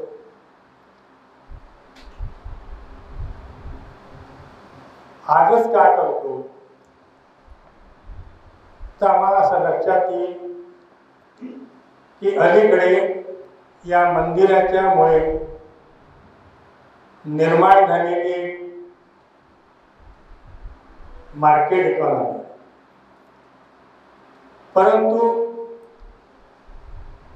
आपल्या देशामध्ये आजच मंदिर हा विषय नव्हता. मंदिर किंवा उपासनास्थळ या संदर्भात याला एक प्राचीन असा इतिहास आहे. मंदिर आज आम्ही हा शब्द वापरतो, त्याची व्याख्या आपण पूर्ववक्त्यांनी केलेली आहे. पण या मंदिर सरतेचा जो उगम आहे तो व्यक्तीच्या मनामध्ये सुरू झालेला आहे, तिथून सुरू होतो.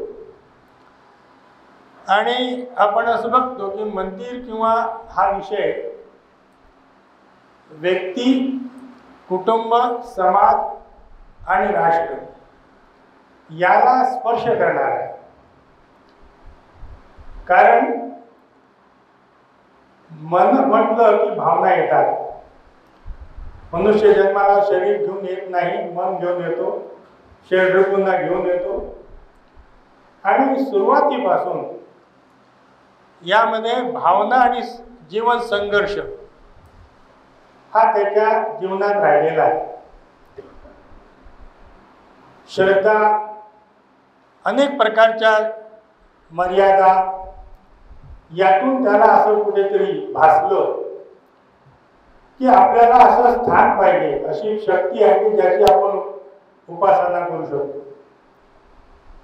हिंदू संस्कृतीमध्ये सुरुवातीपासून हा विचार मान्य केलेला आहे की अशा प्रकारच्या देवदेवतांचा विचार मनुष्याने केला, त्याची आराधना,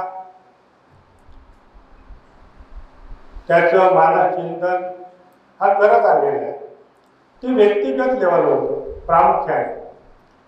सामुदायिक त्याला स्पर्श नव्हता. मंदिर एकदम निर्माण झाली नाही, तर त्याची एक उत्क्रांती अशी आम्हाला दिसते. एक डॉक्टर उदयन इंदुरकर म्हणून आहेत, त्यांनी एक सुंदर पुस्तक लिहिलं जे उपलब्ध आहे, प्राचीन मंदिरे, मूर्ती आणि भावपूर्ण शिल्पे. या पुस्तकामध्ये मंदिराचा जो उत्क्रांत प्रवाह आम्हाला त्यांनी मांडलेला दिसतो तो असा आहे की सर्वप्रथम लेणी मंदिरे ही आलेली आहेत, नंतर बांधलेली मंदिरे आणि मोठी मंदिरे. अशा प्रकारचा मनुष्याने आपल्या या संस्कृतीच्या विकासनामध्ये मंदिराचा विकास करत गेलेला आम्हाला दिसतो. शिल्प असो, कारण भावना असतात ते शब्दांमध्ये व्यक्त केल्या जातात, शिल्पामध्ये व्यक्त केल्या जातात. निर्गुणाकडून सगुणाकडे अशा प्रकारचा मंदिराचा प्रवास आम्हाला दिसतो. मग तो गुफांमध्ये सुरुवातीला होता, मग तिथे त्याला लेणी मंदिर आपण म्हणतो, दगडावर दगड रचून मग नंतर शिल्प झालं. अशा प्रकारचा हा प्रवास मनुष्याच्या या सांस्कृतिक विकासाबरोबर आम्हाला झालेला दिसतो. सुरुवातीला मंदिराची व्याख्या केलेली आहे, त्यानुसार काही अन्य व्यक्तींनी पण व्याख्या केल्या. मंदिर म्हणजे आपल्या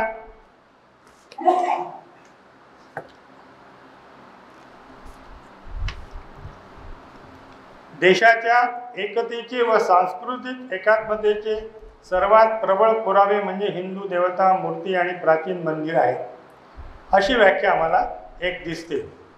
त्यानंतर आम्ही असं बघतो की ज्या ठिकाणी पूजा, ध्यानधारणा किंवा देवतांच्या मूर्ती आहेत, अशा प्रकारचं एक स्थान, उपासना स्थान, त्याला मंदिर असं म्हटलं जातं. या मंदिराच्या प्रामुख्याने वैशिष्ट्य जे आहे ते स्थानाचं आहे. स्थानाशिवाय पूजा अर्चा, मानसिक हा प्रकार होत होता. पण जसजसा विकास होत गेला, हा शरीराचा प्रभाव वाढत गेला, तसं त्याला मूर्त स्वरूप प्राप्त होत गेलं. आणि त्यानंतर अशा प्रकारच्या भारताच्या संस्कृतीमध्ये जी काही मंदिराची निर्मिती होत गेली ती या उपासना स्थानाच्या माध्यमातून निर्माण होत गेली आहे. ती ही निर्माण कोणी केली गेली तर आम्हाला असं दिसतं, व्यक्ती, उद्योजक, समाज, जात, पंथ, धर्म, शासन, शासक, राजा, सरकार आणि कुटुंब घराच्या परिसरात. वास्तविक पाहता हा व्यक्तिगत भाग समजला जात होता. प्रत्येकाच्या घरामध्ये देवघर आहे. अनेकांनी कुटुंबामध्ये आपल्या देवघराची निर्मिती केलेली होती. मग सुरुवातीला म्हटल्याप्रमाणे आपण पाहिलं बिर्ला मंदिर, किंवा बिटकोईनची मंदिरं अशी आम्हाला त्या ठिकाणी उद्योजकांनी केली असतात. अलीकडे आपण कॉर्पोरेटचा मगाशी उल्लेख केला, ती मंदिरं निर्माण झाली. या सर्वांनी निर्माण केलेली जी मंदिर आहे ती प्रामुख्याने मनुष्याला शांतता किंवा एखाद्या अशा उपासनाच्या दृष्टीने निर्माण केली.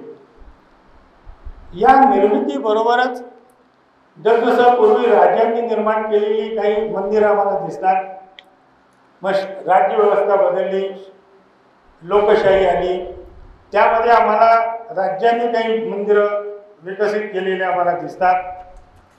त्यानंतर आम्ही बघतो की जसं याचा एक इतिहासही आहे. महाभारत कालापासून ही मंदिरं निर्माण आम्हाला दिसतात. महाभारत कालाशी संबंधित मान्यतामध्ये श्याम मंदिर असं एक आहे. चेन्नईमधलं महाबलीपुरम आहे. ओडिसामधलं लिंगराज मंदिर आहे. आसाममधलं कामाख्या मंदिर आहे. गुजरातमधलं सोमनाथ मंदिर आहे. उज्जैनचं महाकाल मंदिर आहे. कर्नाटकमधलं शाकंभरी देवी असं मंदिर आहे. राम मंदिर आता इतिहास आपल्याला माहीतच आहे. आणि म्हणून या मंदिराच्या निर्मितीमध्ये जसं व्यक्तीचं योगदान आहे तसं उद्योगाचं आहे आणि शासनाचे आम्हाला दिसतं. मंदिराचा अर्थ लावताना का म्हणून त्याची कल्पना कशी होती तर भारतीय धर्माच्या जैन, बौद्ध, शीख उपासना स्थानाला मंदिर म्हणता येतं. त्यात आराधना, पूजा अर्चना, ध्यान इत्यादी क्रियांसाठी निश्चित केले जातात. त्याला देवस्थान असेही म्हणतात.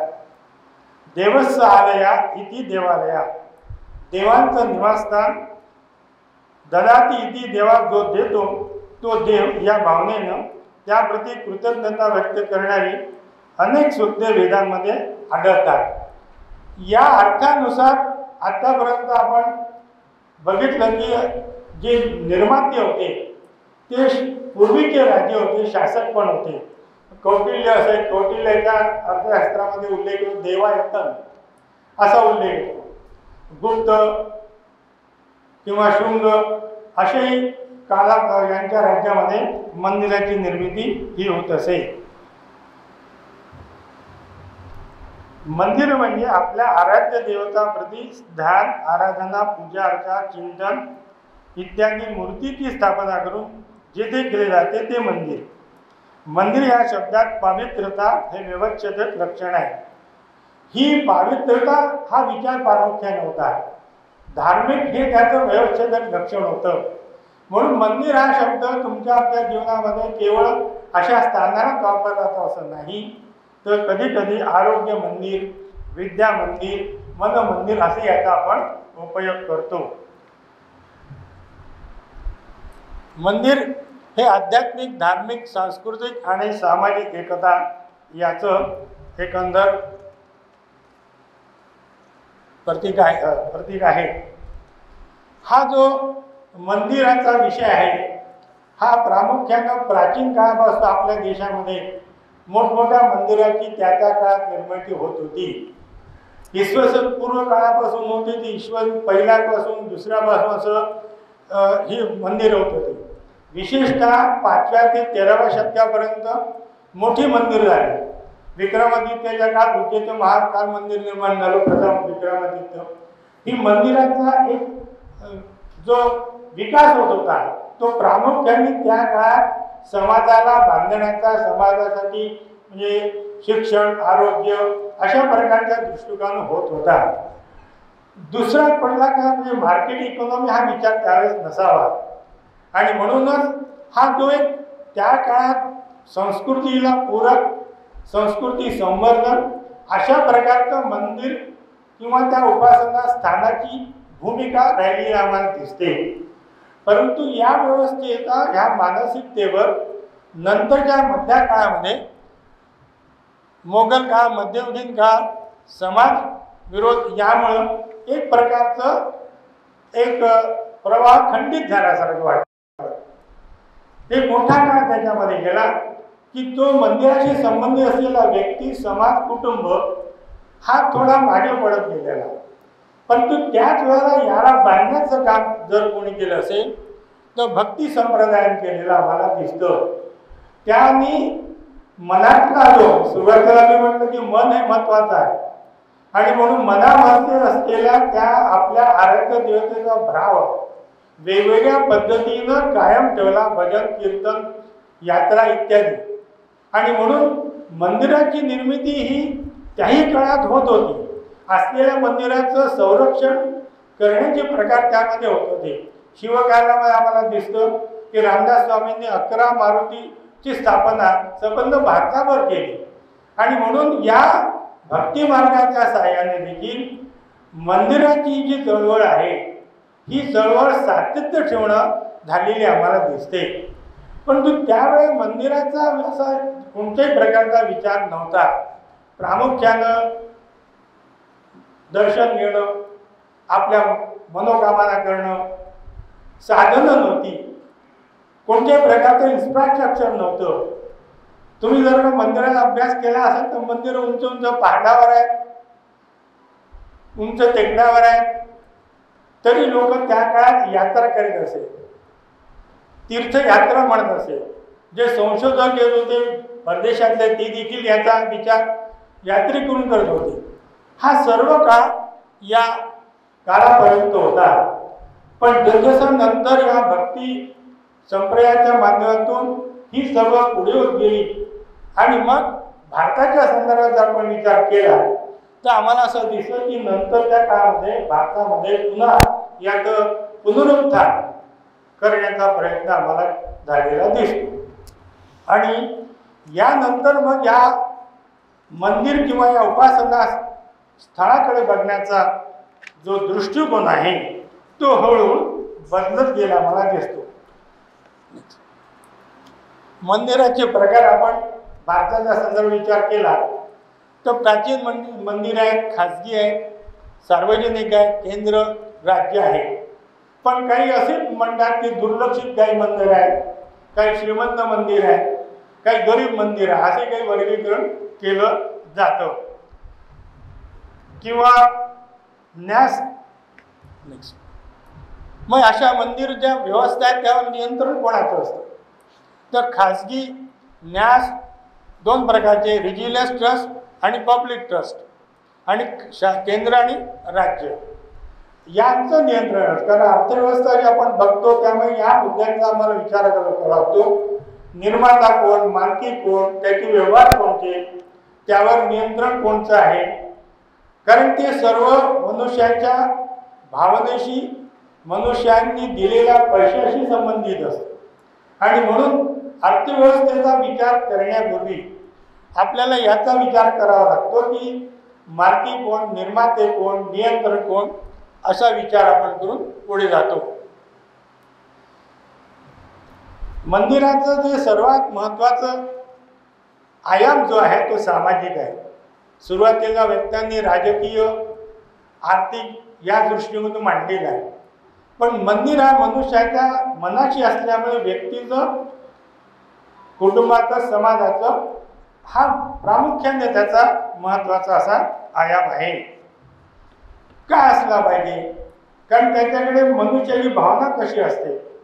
तुकाराम महाराज म्हणतात, जाऊ देवाच्या गावा, घेऊ तेथेच विसावा, देवा सांगू सुख दुःख, देव निवारील भूक, घालू देवासीच भार, देव सुखाचा सागर, राहो जवळ देवापाशी, आता जडोनी पायाशी, तुका म्हणे आम्ही बाळे, या देवाची लढी वाळे. सर्वसामान्य जे भक्त म्हणून त्याला म्हणतो हीच त्यांची भावना असते. आणि सर्व जाती पंथ याची लोक त्याला जोडलेले असतात.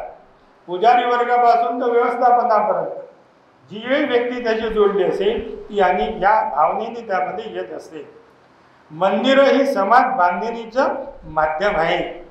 मंदिर ही समाज बांधणीचं माध्यम आहे.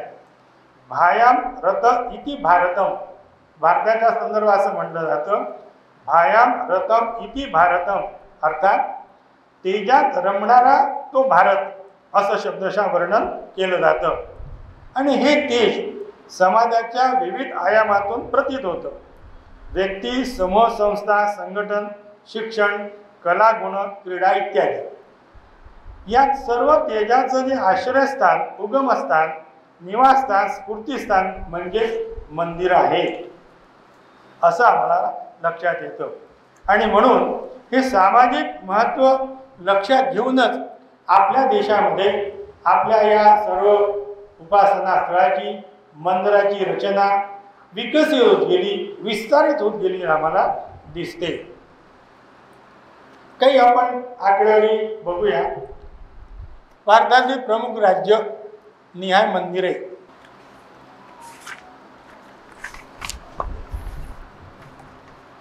एकूण आपल्या भारतामध्ये ज्यातल्या सर्व जे सरकार नियंत्रित मंदिरे जी आहेत ती 38,658 अशी मंदिरे आहेत.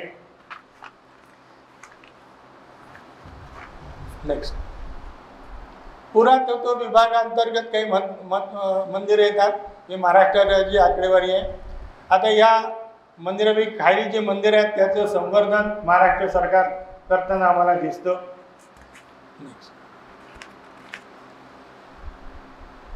आणि आम्ही आता येतो या मंदिर अर्थव्यवस्थेकडे. आजच्या या प्रमुख विषय त्या संदर्भात आम्हाला असं लक्षात आहे की पूर्ववक्त्यांनी थोडं काम कमी करून दिलेलं माझं, त्याच्यामुळे पुनरावृत्ती मी करणार नाही. फक्त आकडेवारी सोर्सेस किती मी दिलेले आहेत ते आम्हाला असं लक्षात येतं. सोप्या शब्दामध्ये मी असं म्हणेन की मंदिर जिथे आपण जातो, दक्षिणा देतो, एक दानपेटी असते, कुठून उत्पन्न मिळतं, त्याची आय कोणती आहे आणि वेळ कोणता आहे. कारण सर्वात महत्त्वाचं हाच महत्त्वाचा आहे. पुढे जे काही प्रश्न पूर्ववक्त्यांनी या संदर्भात मांडलेले आहे मंदिराच्या संदर्भात, त्याचं मूल कारण ह्या मला दिसतं. जसं धार्मिक श्रद्धा हा भाग आहे तसं अर्थव्यवहार पण आहे. जो पैसा येतो तो व्यवस्थित खर्च होतो किंवा नाही हे देखील बघितलं पाहिजे. आणि म्हणून मंदिराचा आता GDP योगदान दिलं आहे. आर्थिक गुणानं मंदिराची अर्थव्यवस्थेत 3.02 लाख करोड आम्हाला दिसते. GDP 2.3 करोड असं त्याचं योगदान आम्हाला दिसतं. नेक्स्ट, आता मगाशी विनायक देशपांडे सरांनी सांगितलं आहे ही पण एक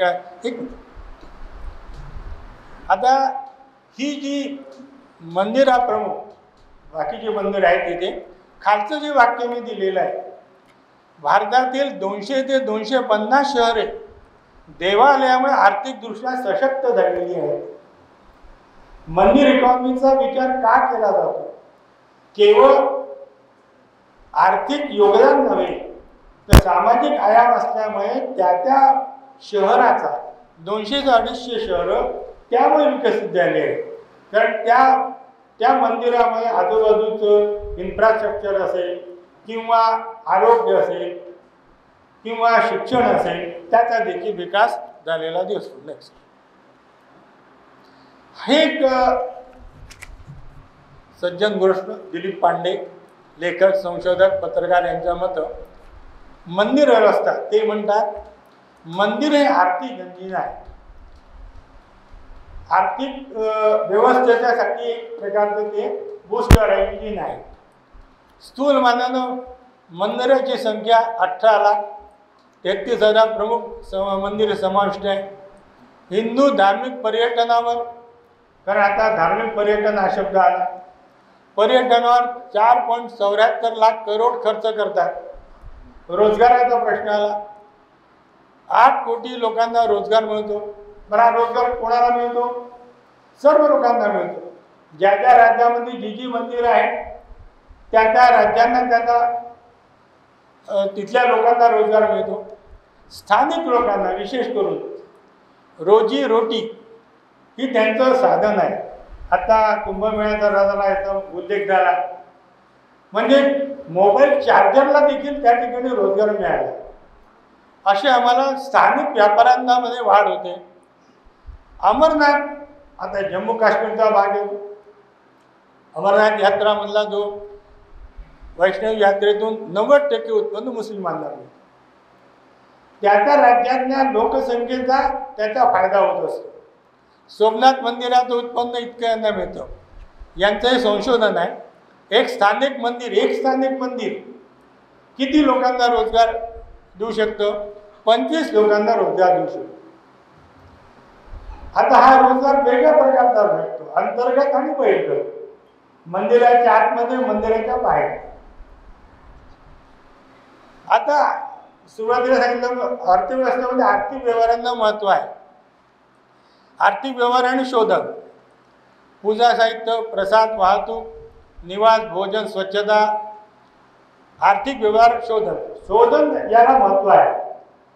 आतापर्यंत जे शोधन आपण करत होतो, सुरुवातीला बोललं की आपण मंदिरात मी लहानपणी जात होतो, जाऊन टाकू कॅश ट्रान्झॅक्शन हे होत असेल. परंतु आता गेल्या काही वर्षापासून डिजिटल क्रांतीमुळं हे जे शोधन आहे ते डिजिटल पेमेंट केला गेलं. बरं, हे डिजिटल पेमेंट एखादा फुलवाला असेल, एखादा टॅक्सीवाला असेल, तो देखील तो UPI मला पेमेंट करा. परिणाम काय झाला की हे चलन कॅश फ्लो जो असतो तो वाढला. बँकेमध्ये ते सर्व चलन जायला लागले. त्याच्यामुळे इकॉनॉमीला त्याला एक प्रकारे काय म्हणतात बूस्टिंग मिळालं मला दिसतो. सरकारी तिजोरीत GSTमुळे भर पडली आणि मंदिर परिसराचा विकास पाहिजे शब्द, विकास त्यामुळे झाला आणि विविध क्षेत्राचा विकास झाला, असं यांच्या एका ज्याला अभ्यास होतो आम्हाला दिसतं. नेक्स्ट एक अजून आम्हाला अमिता आपटे म्हणून आहे, त्यांनी पण याचा अभ्यास केला. त्यांच्या म्हणण्यानुसार या अमिता आपटे ज्या सामाजिक कार्यकर्ते, आंतरराष्ट्रीय व ईशान्य भारतातील प्रश्नांचे अभ्यासक आहेत, त्यांच्यानुसार अलीकडे आध्यात्मिक पर्यटन चळवळ सुरू झालेली आहे. आज भारताच्या एकूण GDP पैकी 2.5 to 3% उत्पन्न मंदिरे आणि त्याच्याशी निगडीत व्यवसायाद्वारे भारताला मिळतात. भारतातील आर्थिक उलाढाल आर्थिक सशक्तता दर्शविते आणि त्यांनी देखील कुंभमेळा, तिरुपती, शिर्डी, सिद्धिविनायक अशांची जी मिळकत आहे त्याचा उल्लेख केलेला आम्हाला दिसतो.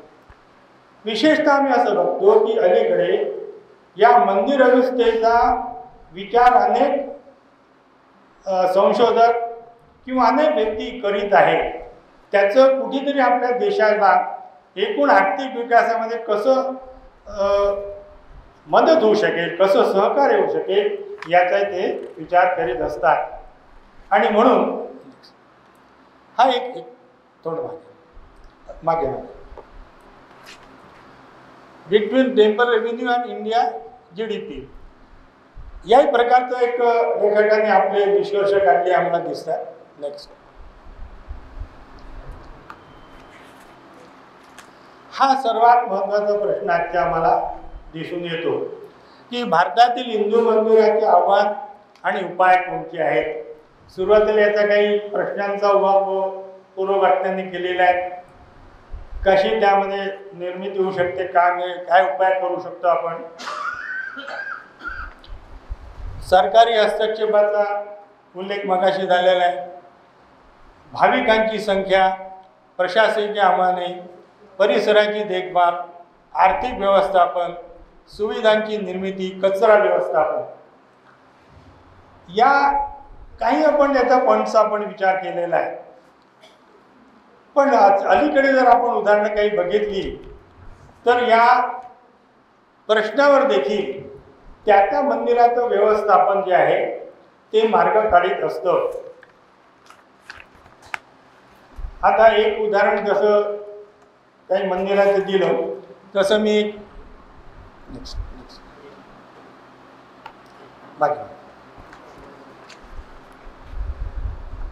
गेले 50 वर्ष मुग्धा देशपांडे जसं मंदिराचा त्यांच्यावर प्रवास आपल्याला घडवला, तसं या आव्हान आणि उपाय आणि मंदिर अर्थव्यवस्थाचं एक उदाहरण मी आपल्यासमोर मांडतो आणि मग आपल्याला प्रश्नासाठी संधी देतो. मंदिर इकॉनॉमी कशी डेव्हलप होते, मंदिराभोवतीची मार्केट इकॉनॉमी कशी डेव्हलप होते, ते नियंत्रण कसं केलं जातं, बदलत्या कालानुसार त्यावर कसे व्यवहार केले, कसे बदल केले जातात, याचं माझ्या अनुभवातून जे मी उदाहरण प्रस्तुत करतोय ते म्हणजे शेगावच्या संत श्री गजानन महाराजांचं मंदिर. हे मंदिर 1908 मध्ये, म्हणजे असं नाही झालं, 1908 मध्ये निर्माण झालं. महाराजांच्या उपस्थितीत झालं. 12 व्यक्तींचं विश्वस्त मंडळ, 9 नियमांची एक नियमावली, ती आधी आहे. पैशाचा संचय करू नका, आलेला पैसा सत्कार्याने लावा, विश्वस्तांनी निस्सीम भावनेने सेवा करावी. त्यांचं घोषवाक्य सर्वे भवन्तु सुखिनः, शिवभावे जीवसेवा, सेवा हीच साधना. संस्थानाचं सेवा कार्य किती आहे? आदिवासी सेवा प्रकल्प, शैक्षणिक क्षेत्रातील कार्य, एकूण 42 सेवा कार्य आहे. वारकरी शिक्षण संस्था, धर्मार्थ दवाखाना, अपंग पुनर्वसन केंद्र, ग्रामीण आरोग्य यांचं देखील 17-18 मध्ये 145.23 कोटी असं उत्पन्न आम्हाला दिसून येतं. या मंदिर अर्थव्यवस्थेच्या संदर्भात पैसा हा महत्त्वाचा असल्यामुळे मला असं वाटतं की मार्केट जसं व्यवस्था वाढत जातील तरी पण सरकार असो की खाजगी असो, व्यक्ती जोपर्यंत चांगली आहे तोपर्यंत या आलेला पैशाचा योग्य उपयोग होईल, त्याचा विकासामध्ये उपयोग केला जाईल आणि म्हणून ते ज्याप्रमाणे नियंत्रित केला जाईल त्यानुसार मग मंदिराच्या माध्यमातून गावाचा, शहरांचा किंवा ज्याचा विकास होऊन भारतीय अर्थव्यवस्था ही पूर्णतः विकास होईल अशी मला खात्री आहे. धन्यवाद.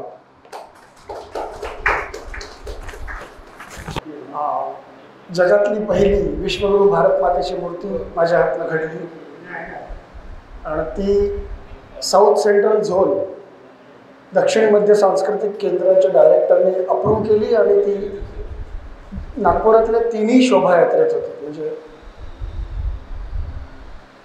जे लक्ष्मी नगरला गुढीपाडव्याची शोभायात्रेत होती, रामनगरला पश्चिम नागपूर नागरिक संघातर्फे रामाच्या शोभायात्रेत होती आणि नंतर गोरक्षणबंद परशुरामाच्या शोभायात्रेत होती.